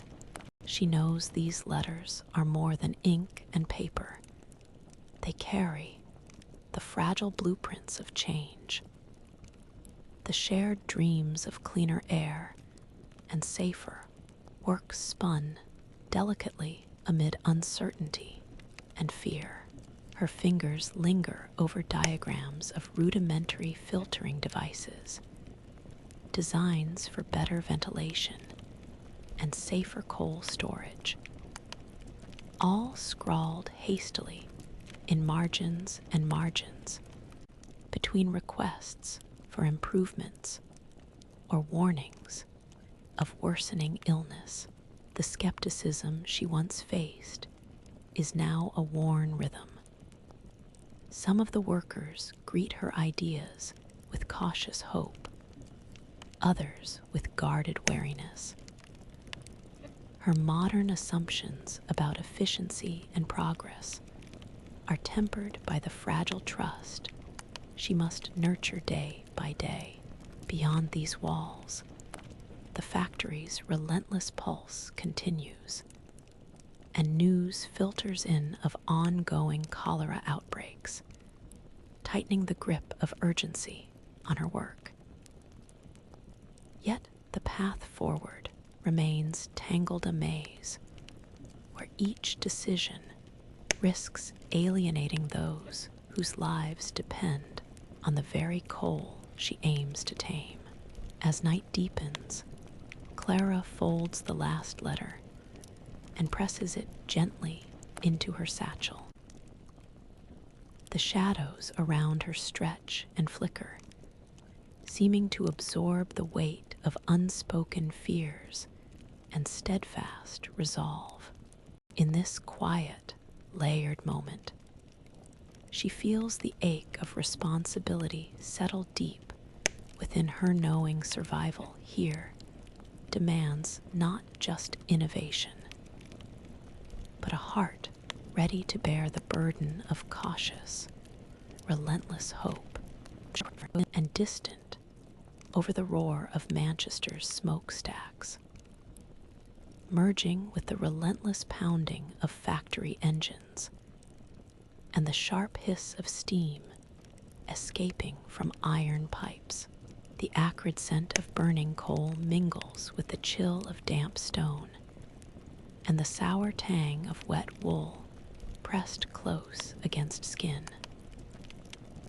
Underfoot, the dirt and soot of crowded streets cling stubbornly to worn boots, their strides quick and tense. Around you, the city's restless machinery continues as if unaware, while news trickles in of conflicts far beyond the soot-darkened skies battles over distant colonial lands. Futures entwined with rapid industrial expansion and human cost. Clara feels the weight of all these worlds pressing on her, the flickering, fragile piece of daily survival in this industrial heartbeat, and the tremors of change shaking nations and lives. 25 weeks in, she watches the faces around her smoke-lined and weary carry both pride in their work and the unspoken fear of what's coming. Her modern engineering mind pulls together threads of cause and effect. The coal that warms these homes and powers these machines also fuels distant wars, environmental scars, and uneasy treaties. Her calculations extend beyond furnaces and filters into realms her hands cannot touch, but her conscience must reckon. The letters she carries speak of shifting alliances, shortages of coal that ripple through factories, and growing unrest among workers who feel squeezed between profits and survival. Her efforts to gently reshape machines for cleaner, more efficient operation feel small against this vast, trembling stage. She measures progress in inches smudged diagrams of air vents, whispered strategies shared beneath flickering lamps, while the world beyond seems to tremble beneath heavier footfalls.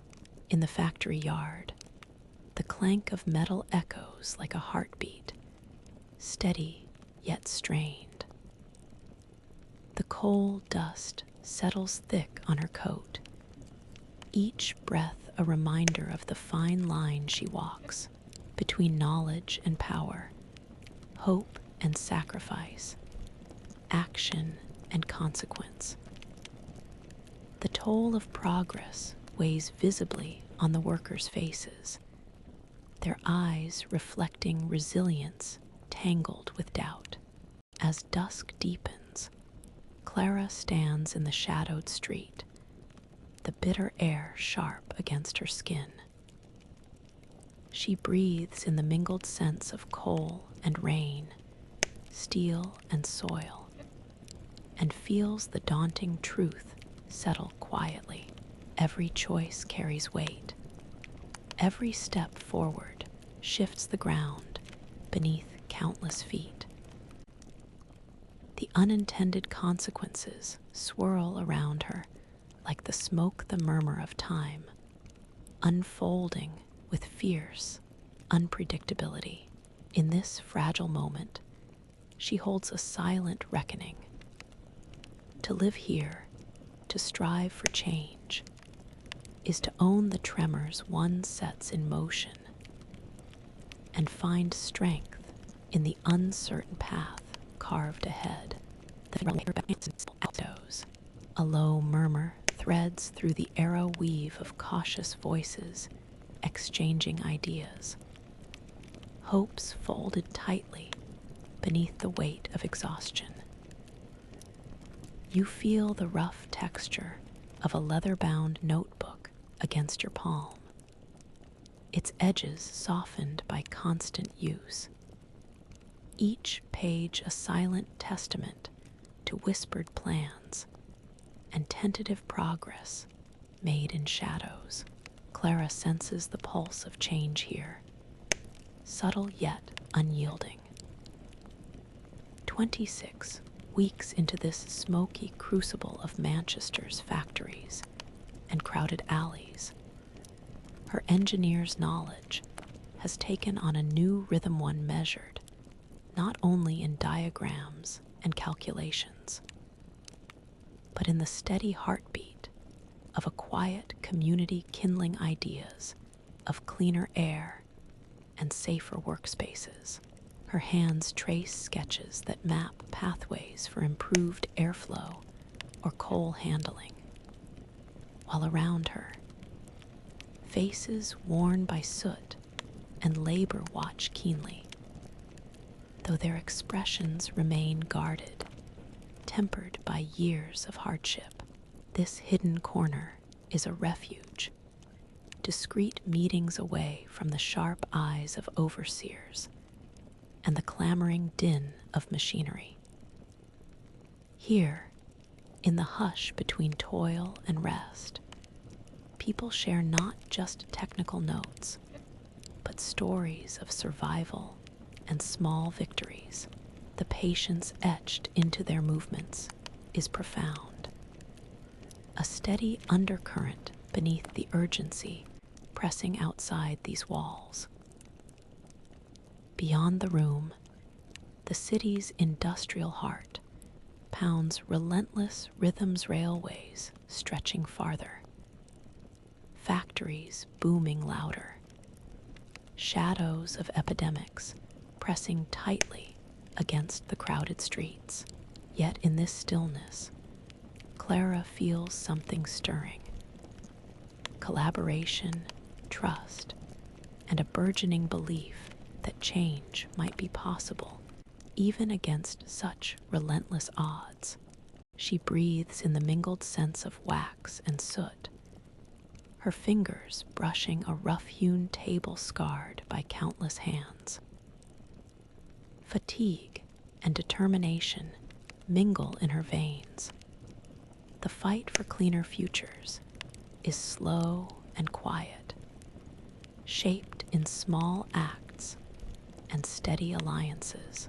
In this moment, Clara reflects on the unyielding passion growing silently beneath the surface's steady flame, shielding fragile hope from the storm of coal and smoke. The path ahead is long and uncertain, but these heartbeats in hidden corners mark the first pulse of a future quietly waking. The faint tobacco curls in the dim, cramped room, intermingling with the ever-present trace of coal dust that clings stubbornly to skin and fabric. The faint creak of wooden floorboards under careful footsteps sounds alongside whispered exchanges, muffled and cautious, like fragile threads weaving together. You feel the rough texture of a sleeve brushed briefly against yours, a subtle touch that speaks louder than words, a promise of solidarity in a world battered by smoke and struggle. The flickering glow from a single tallow candle casts dancing shadows, painting faces lined with dirt and hope, their eyes catching yours with a quiet intensity that lingers.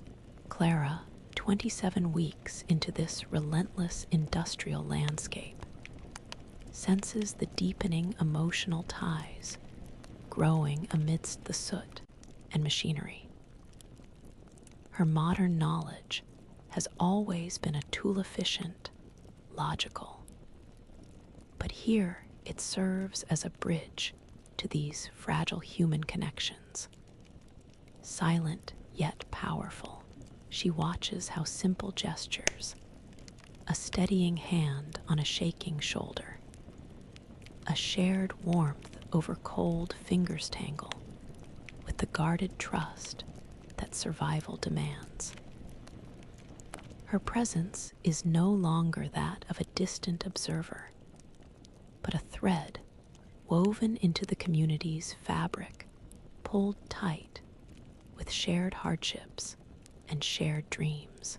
She pores over designs for improved ventilation and cleaner coal combustion, but also listens closely to murmured fears and hopes during late-night gatherings. Faces once wary now soften in stolen glances, in lingering conversations held away from prying eyes and harsh judgments. There's a rhythm to this slow, pulse-like where knowledge mingles with empathy, and resilience grows quietly, almost unseen beneath the clang of machines. Outside, the city hums, a symphony of wheels and whistles, horse hooves on cobblestone, and distant calls echoing through smoky streets, news of new steam engines, and expanding railways weighs against local concerns of health and environment, underscoring the fragile tension threading through every moment. As the candle flickers low, Clara feels fatigue press into her bones, yet beneath it stirs a quiet strength. The emotional bonds forged in these narrow rooms offer more than comfort.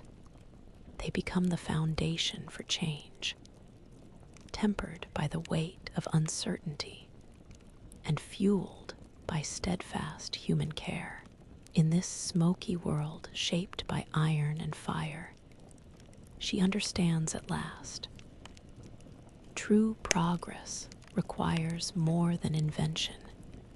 It demands heart, patience, and the courage to hold tight to connections that whisper of hope amid the dark. The acrid aroma of burning coal mixes with the faint, sweet scent of damp earth, swirling in the evening air as smoke-laden clouds blot out the sinking sun. The distant clang of factory bells echoes through narrow streets lined with soot-streaked brick, each step on the cobbles met with the steady rhythm of life in flux. Your fingers brush the rough collar of your coat, damp from the chill that seeps through the city's grime.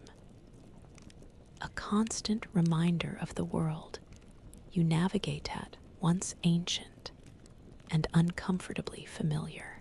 The muffled murmur of voices drifts past open doorways, shadows fleeting beneath gas lamps flickering against the twilight. Clara stands at the crossroads of time, her mind torn between the world she left behind and the smoky present that enfolds her. 28 weeks have passed in Manchester's industrial heart, yet the collision of past and future weighs heavily on her. Her modern knowledge presses against the stubborn realities of a city powered by coal and sweat, demanding changes that lie beyond immediate grasp.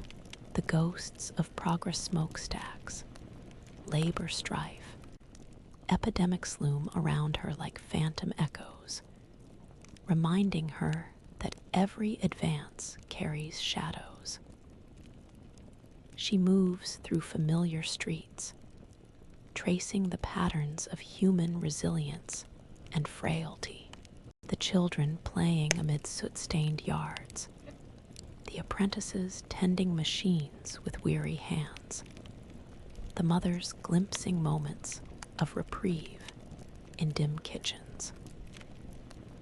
Her skills guide quiet interventions, a touch here to streamline a furnace, a whispered suggestion to redirect a mission's small ripples in a vast, tidal wave of industry.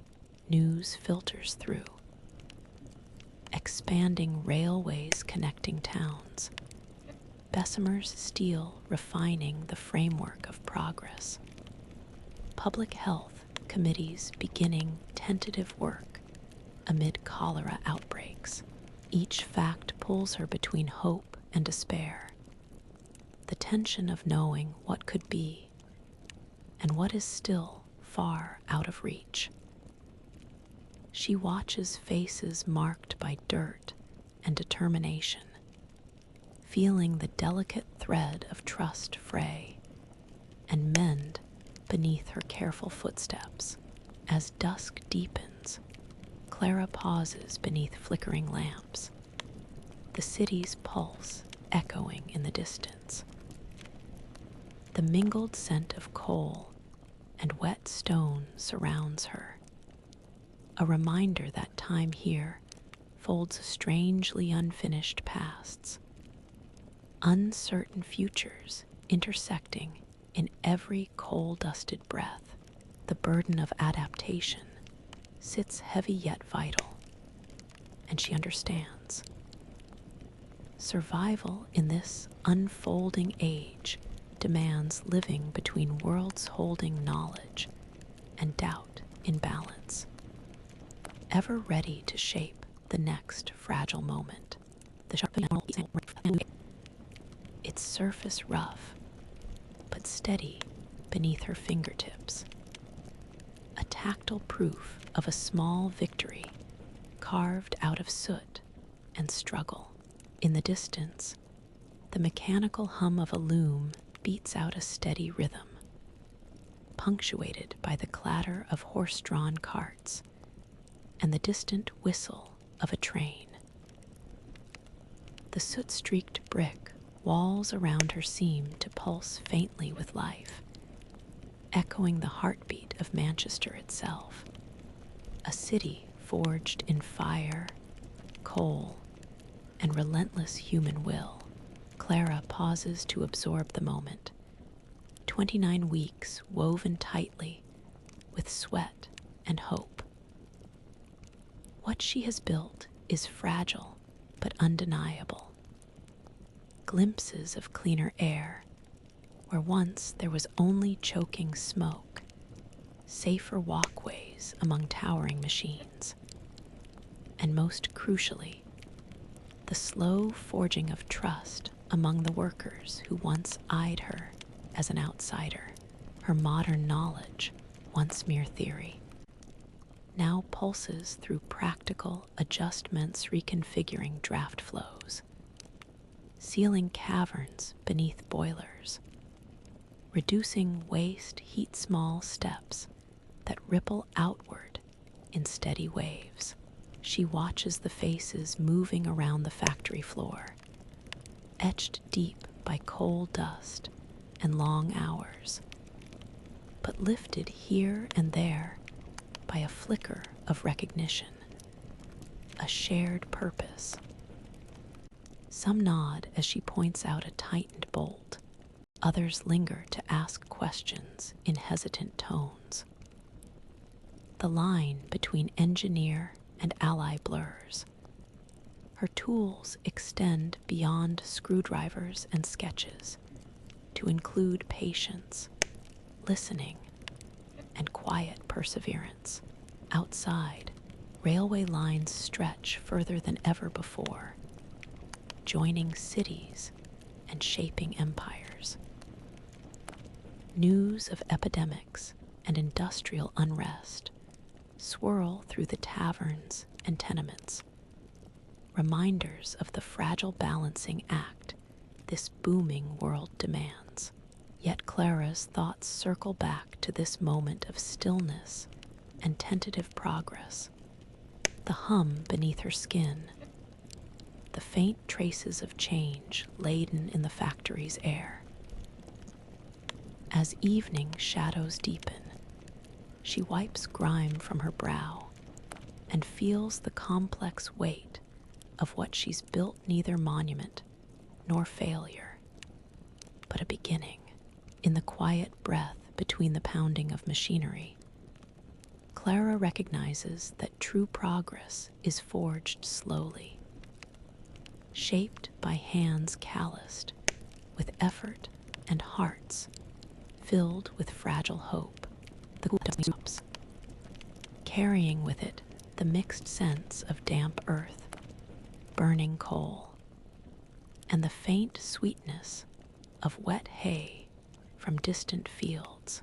The city around you stirs slowly, factory chimneys belching their steady plumes against the morning sky, while in quiet alleyways, the muffled footsteps of early risers sound against the uneven stones.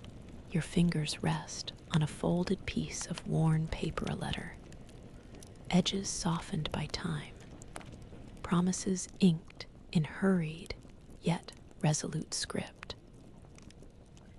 The faintest glimmer of pale light filters through the narrow window, casting long, wavering shadows that dance across the cracked plaster walls and worn wooden floorboards of your modest lodging. Clara breathes in deeply, the chill of the new day mingling with the warmth of determination that has settled deep within her over these 30 weeks in Manchester.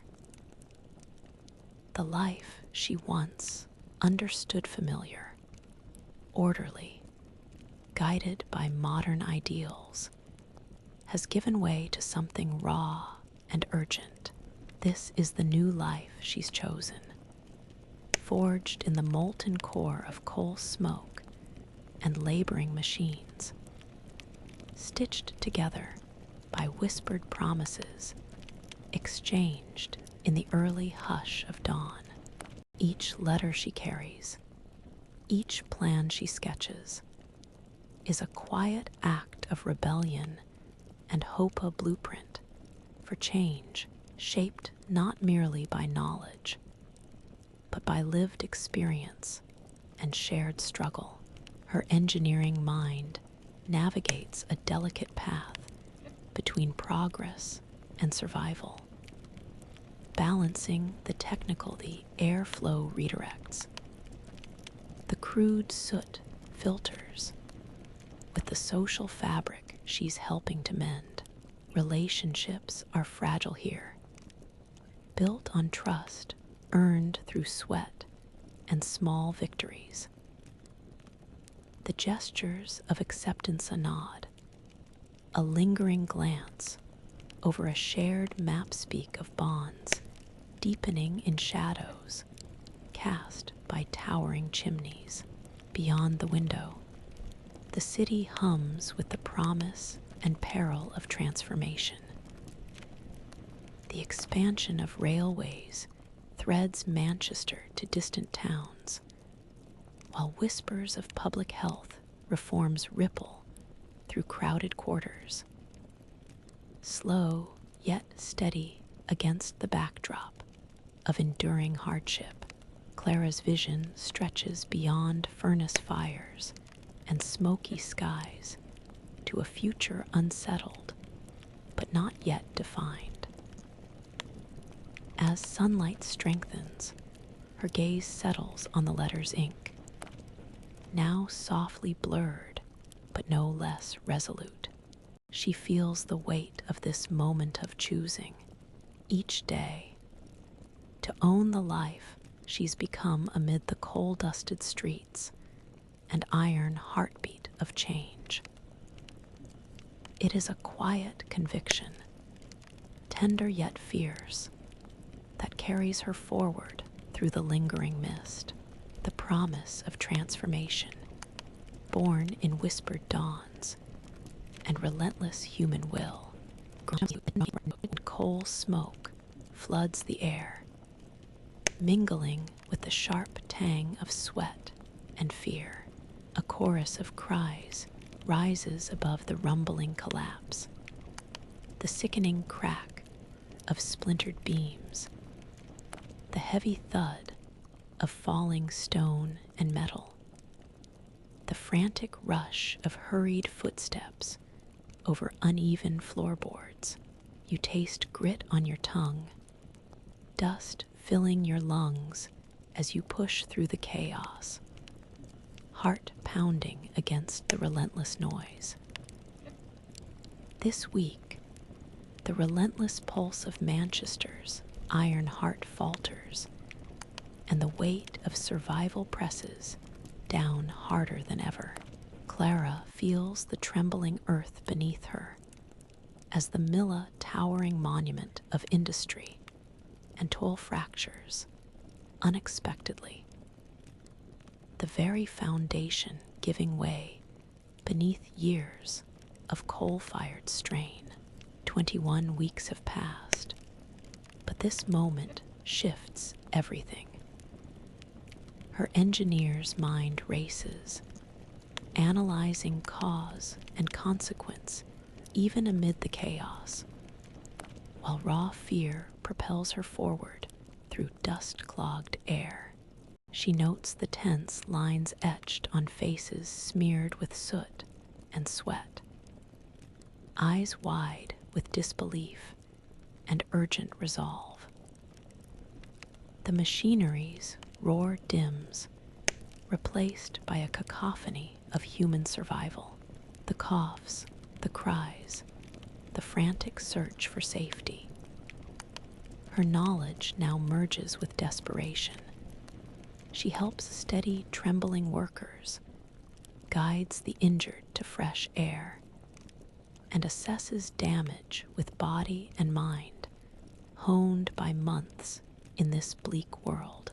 The collapse reveals vulnerabilities in infrastructure, in trust, in the fragile balance between industry and human limits. Around her, murmurs ripple through the crowd. Blame, fear, and determination mingled like smoke and ash. Outside, the city holds its breath. The relentless factories churn on, but the shock of the mill's failure sends ripples through the community, a brutal reminder that progress carries risks, often hidden beneath soot and steel.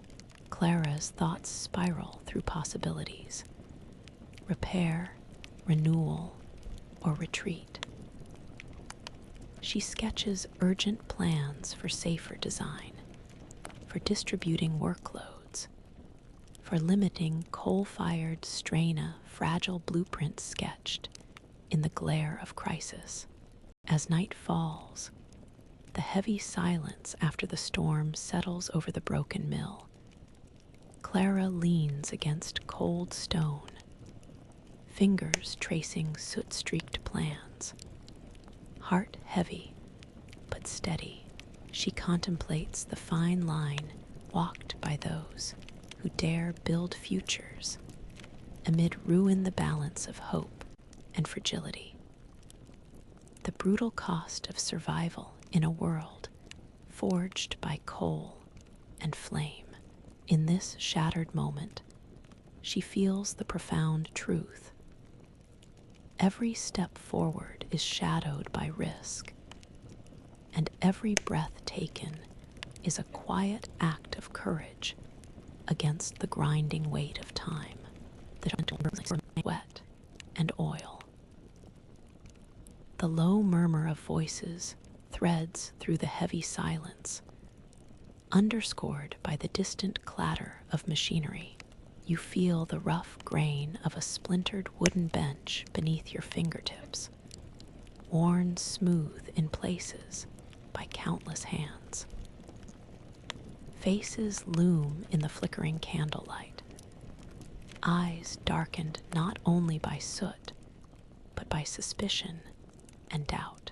The familiarity you once held here has begun to unravel trust, fractured in glances averted and whispered cautions.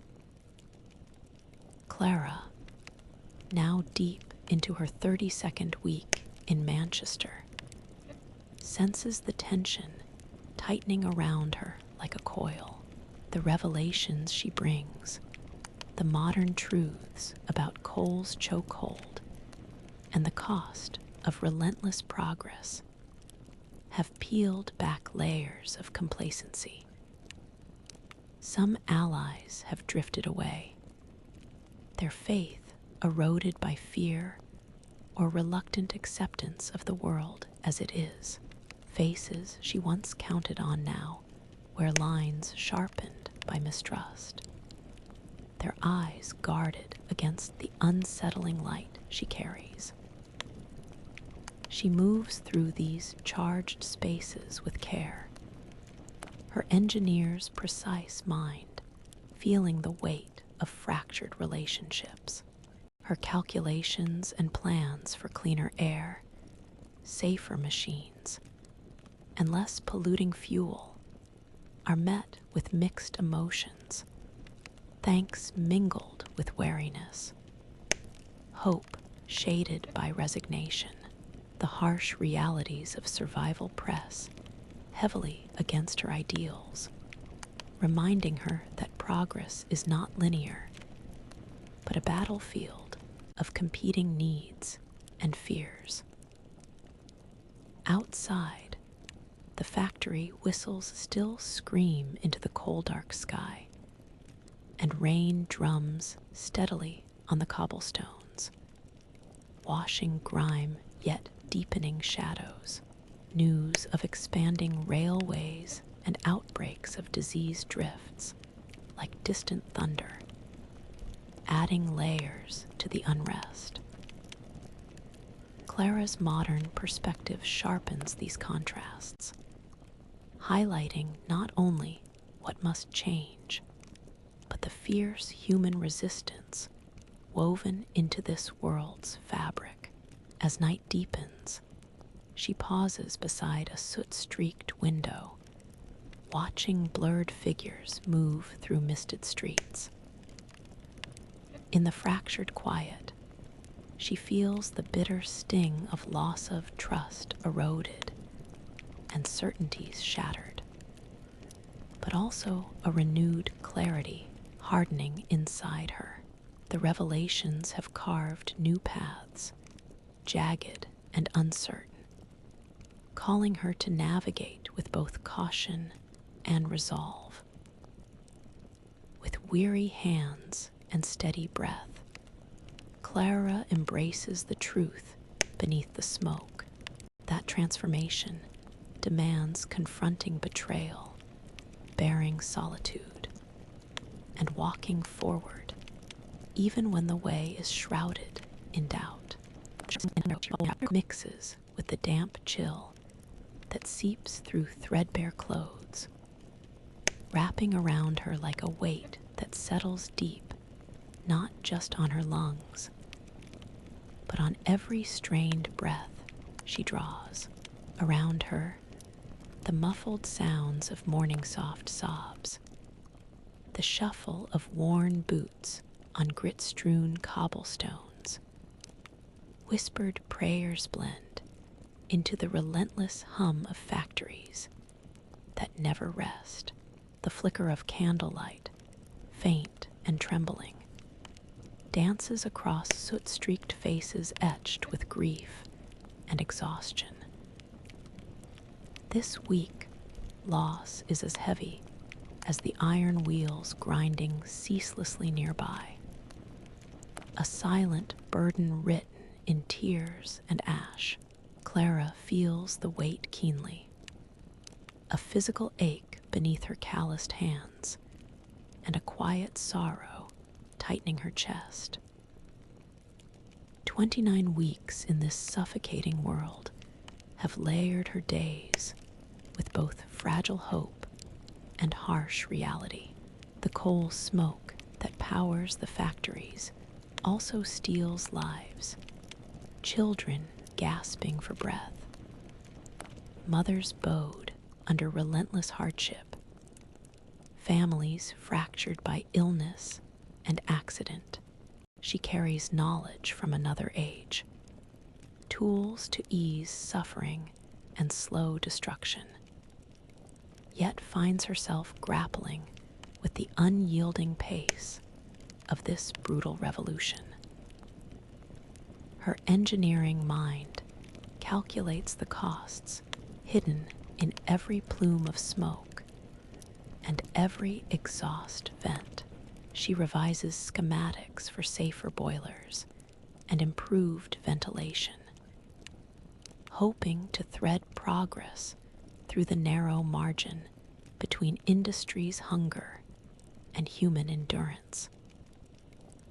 But the human cost presses close. Clara sees it in the hollowed cheeks and damp eyes of those around her. She watches as grief tightens its hold on community and resilience alike.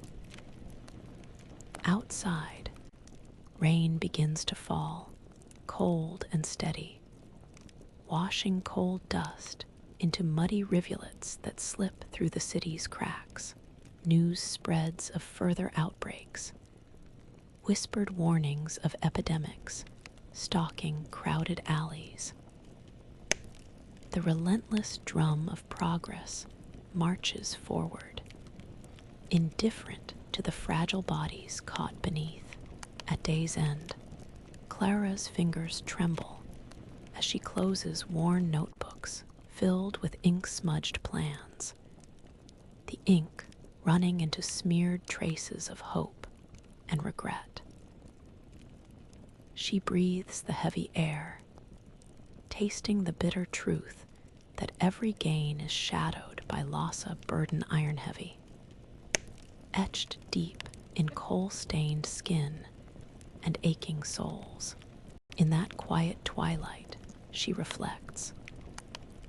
Survival here is forged not just in steel and fire, but in the courage to carry grief without yielding and to keep stepping forward. Even when the path is thick with ash and sorrow, steel echoes through the air, blending with the steady hiss of steam venting from massive boilers. Your hands, roughened and streaked with grime, grip the coarse edge of the workbench, where scattered tools lie wrenches dulled by endless use, oil-stained rags, and smudged papers bearing hastily drawn diagrams. The sweat trickles down your spine beneath layers of wool. The heat from blazing furnaces pressing close.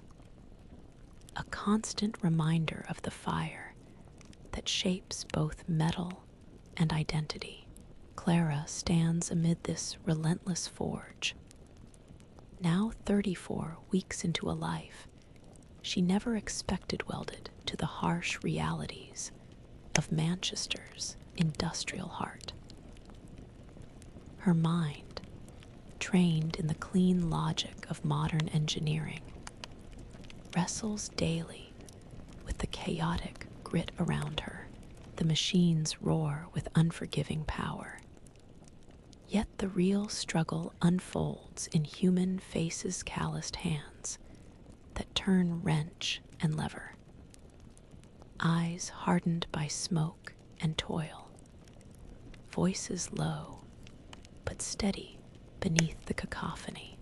Her own hands bear the marks of this world's scars of heat and labor, merging with the inherited tools of her knowledge. She moves between contracts and confidences, adjusting belts and bearings on conveyor lines, whispering suggestions on ventilation to factory foremen who weigh her words with cautious respect. The relationships she builds are forged in steel and silence, strengthened by shared resolve and tested by suspicion. The city breathes heavily outside these walls coal smoke, thick as fog. The pulse of steam engines reaching into every alleyway and home each sound, echoing the endless demands of progress.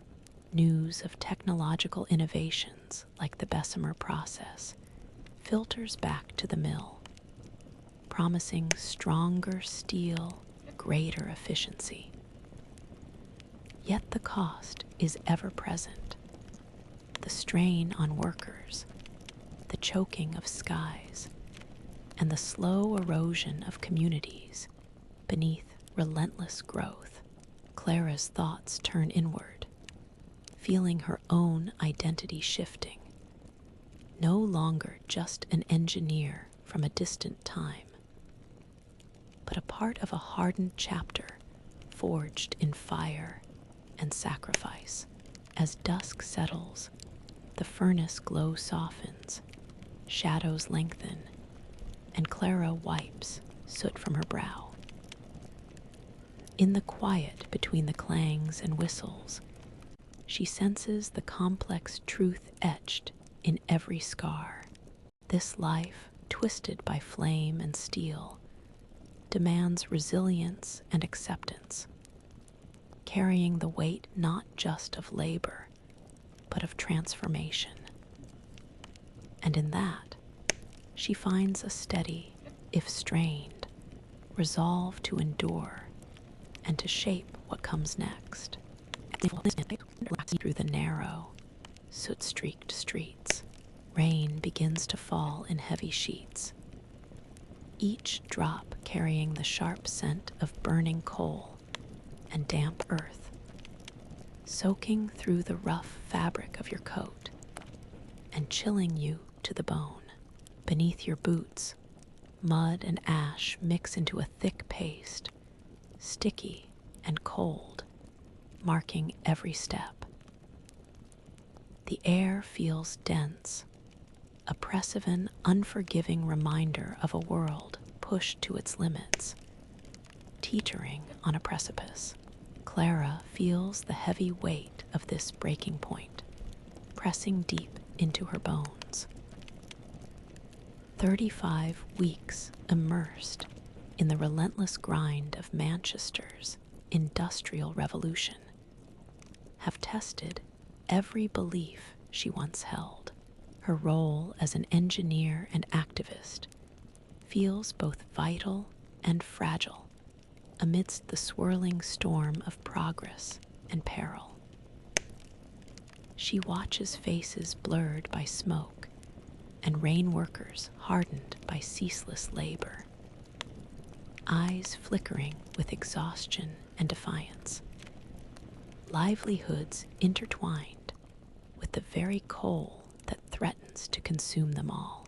Her expertise guides her through the chaos, calculating efficiencies, sketching emergency repairs, advising on safer practices. But the human scene is fraught with tension. Rumors of strikes and unrest ripple through the crowds. The city's fragile social fabric strains under the weight of suffocation, sickness, and inequality. Clara's modern assumptions collide with harsh realities. Urgent change battles against the raw demands of survival, and trust wavers in the stormy air. Outside, the tempest gathers, lightning slicing the sky, wind rattling shutters. The promise of nightfall deepening unease. The city pulses with uncertain energy, caught between the roar of machines and the whispered hope for something better.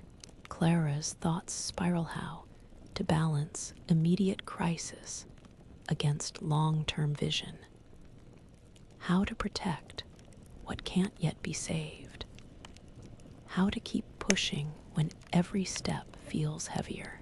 As the rain soaks through and darkness thickens, she stands rooted in the storm's eye, breath steady despite the pounding pulse of fear and fatigue. In that charged silence, a quiet truth anchors her. Transformation demands endurance that goes beyond knowledge of fears. Unyielding will to survive and reshape a world broken beneath blackened skies, with the faint relic of coal smoke hanging stubborn in the chill morning air. A small ripple disturbs the oily surface, reflecting the gray brick facades of factories watching silently from the banks. Your fingers brush the cold, rough edge of the brickwork as you lean close, eyes tracing the shifting patterns on the slow, tentative mirror of change in a landscape hardened by fire and soot. Clara, worn but resolute after 36 weeks immersed in Manchester's industrial pulse, finds in the quiet canal a moment of fragile reflection. Here, away from the clatter and roar, she senses the subtle beginnings of transformation, stirring in the stillness small shifts born of persistence, carried in the patient movement of water, in the slow clearing of air. Her engineering mind measures the impact of small inventions, rudimentary filters resting on factory rooftops, basic irrigation plans whispered in community gatherings, cautious experiments with cleaner coal storage that may ripple quietly toward something larger. Around her, faces shaped by smoke and labor begin to soften, their guarded glances giving way to flickers of hope as trust takes root. Relationships once strained by suspicion now deepen in the shared pursuit of a better tomorrow.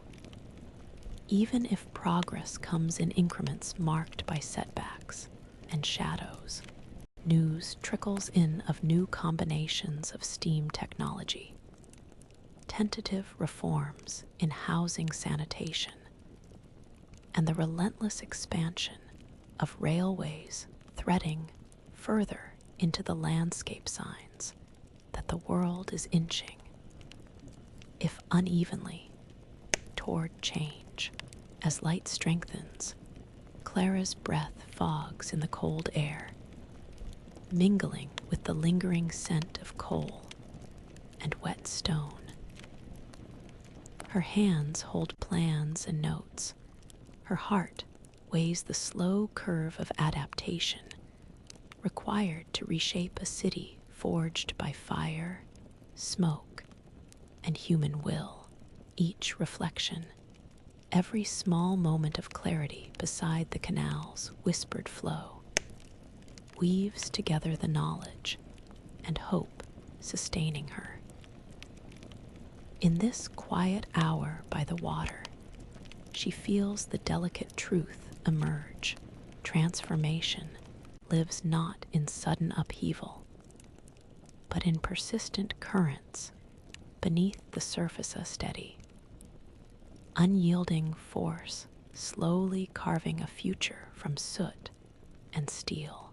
The listening with the clatter of dwindling machinery, the sharp clangs and rattles that once roared like thunder now falter, replaced by the softer, mournful groans of iron settling into silence. Your breath fogs the chilled air, mingling with the dust and ash that blankets the narrow streets. Beneath your fingertips, the rough surface of weathered stone walls tells stories etched deep with soot and time testaments to lives forged in fire and toil. Faint murmurs rise among clustered figures, voices low but heavy with meaning, weaving final threads of conversation under the dim glow of gas lamps. Clara stands amidst this solemn scene, 37 weeks sunk deep in Manchester's smoke-darkened heart. The transformation she has helped ignite flickers fragile but resolute in the weary eyes around her. Her engineering skills have shaped small victories cleaner vents, safer machinery, guarded breaths. But now the weight of legacy presses hard. These final exchanges are steeped in gratitude and regret, pride mingled with the recognition of sacrifices carved into lungs and stone. Her hands, stained with grime and sweat, delicately fold sketches and plans, stained with ink smudged by tireless work. They carry the accumulated wisdom of months spent threading modern knowledge through a labyrinth of coal and iron, trying to temper progress's harsh blaze with care and caution. Around her, old faces softened by time share stories, echoes of hope and pain wrapped in the heavy air. Beyond the veil of smoke, the city begins to shift. Railways lace outward, new factories glimmer faintly beyond the haze, and murmurs of reform stir in crowded tenements. Yet the scars remain blackened watercourses sluggishly, shrouding foundations as silent reminders of a past fiercely burned but never forgotten. As evening deepens, Clara leans into a worn stone archway, tracing the cool surface beneath a sky thick with lingering smoke. In this fragile moment, fatigue and resolve mingle quietly within her. The work has been harsh, fraught with loss and uncertainty, but the first tentative breath of change is unmistakable, etched deep, enduring, a legacy carried forward beyond the shadowed streets and fading coal fires. The sharp bites through your gloves, rough and unyielding, as the stories etched into this weathered place. The distant murmur of the river slips softly through cracked windows, a gentle contrast to the muffled clatter of loose boards and shifting debris beneath tired boots. The air carries a quiet stillness, broken only by the occasional drip of condensation from sagging ceiling beams, each drop a measured beat in the slow march of decay. Clara moves carefully through the hushed ruin, 38 weeks, tethered to a city shaped and scarred by relentless fire and smoke. She feels the weight of cold dust settling into her skin, not as an alien residue, but part of the texture of her days in unspoken language between survival and surrender. Her modern engineering instinct traces the lines where mending is possible, where lessons from the present might heal fractures cast in iron and ash. Yet beneath that logic lies a growing acceptance of imperfection, the recognition that some ruins hold their own kind of beauty and truth within these silent walls. Clara senses the heartbeats of those who once labored echoes of sweat and steel woven into stone end, those still struggling beyond factory gates, striving for breath beneath thickening skies. Her hands brush against discarded tools, worn and forgotten, reminders that every revolution leaves behind ghosts and traces, sacrifices woven into progress. She notes the dampness clinging to wooden beams and the slow, steady erosion carving away at both stone and spirit. Outside, Manchester's smokestacks loom in the fading light, stubborn silhouettes against an ashen sky. The factories hum on, a persistent chorus threading through alleys and homes. Yet Clara catches the faint stir of change, carried by whispered conversations and cautious eyes.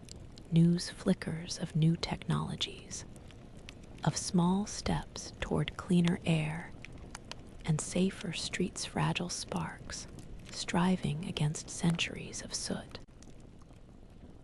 As evening descends, she pauses by a cracked window, watching the murky water flow beneath rusted bridges. Fatigue settles deep, but alongside it stirs a quiet peace born not of victory, but of endurance, of finding grace amid ruin and resolve wrapped gently in coal-dusted shadows.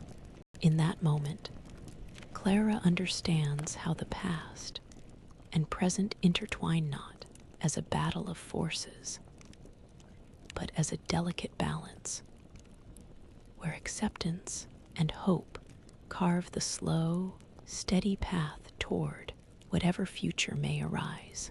The breeze create a fragile quiet beneath the distant hum of the city stirring back to life. Clara stands at the edge of the canal, the cool dampness rising from the water's glassy surface, reflecting a sky clearing from gray to blue. Her fingers brush the rough stone of the embankment, the solidity beneath her a stark contrast to the transients in the air. This new dawn feels different lighter, yet charged with the echoes of weeks spent forging change amid soot and steel. 39 weeks have passed in this relentless world, and Clara feels the currents of transformation weaving through the streets and hearts around her. Her engineering work simple alterations to furnace chimneys, modest improvements in factory ventilation, has become threads pulling towards something larger. A subtle shift in the relentless hustle. Workers once wary now exchange furtive smiles, their eyes tracing patterns of hope etched into the ash-covered morning. Shared plans, whispered innovations, and the steady pulse of collective will hang palpably in the air. The city breathes differently, too. The rails are busier, their iron veins stretching farther, bringing goods, ideas, and restless dreams.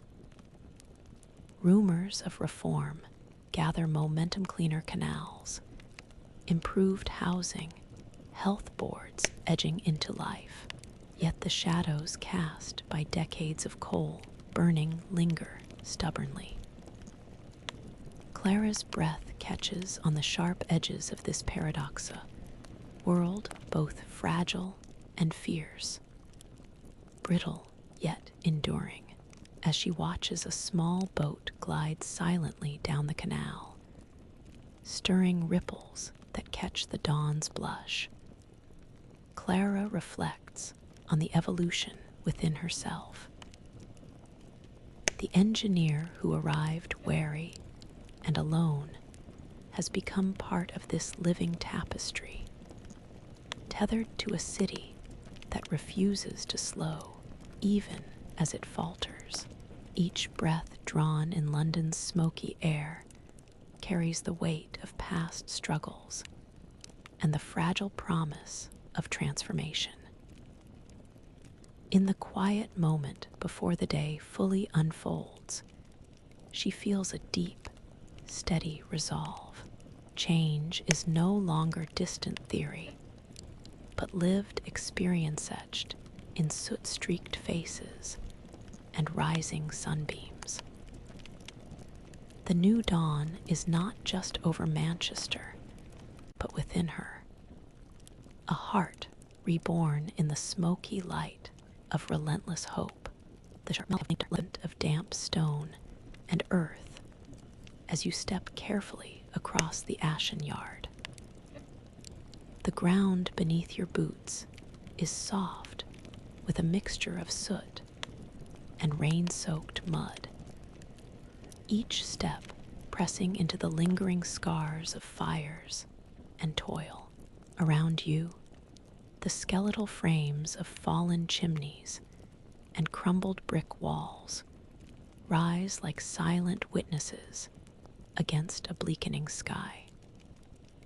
The breath of the city heavy with smoke that never quite clears, the distant clatter of shifting machinery falters, replaced by the faint murmur of voices gathering amidst the ruins. A quiet anticipation mingled with exhaustion and unspoken fear. Clara stands here at the close of 39 weeks that have shaped her beyond recognition. The life she carried from a future of clean air and tempered technology now feels forever folded into the smoke-blackened streets of Manchester.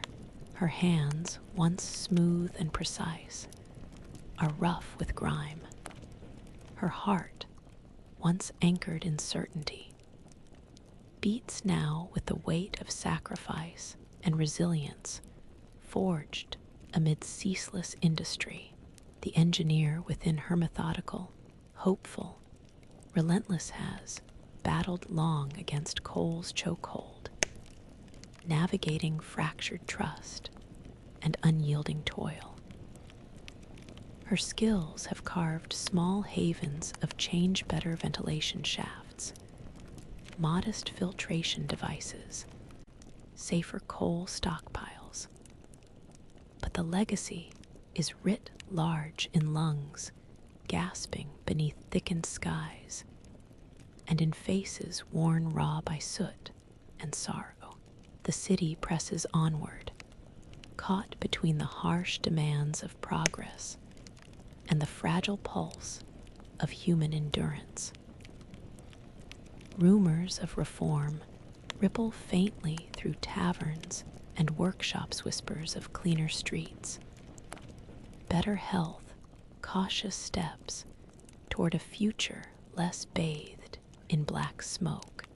As the morning fog begins to lift, revealing the battered but stubborn outlines of factories clutching to their chimneys, Clara breathes deeply.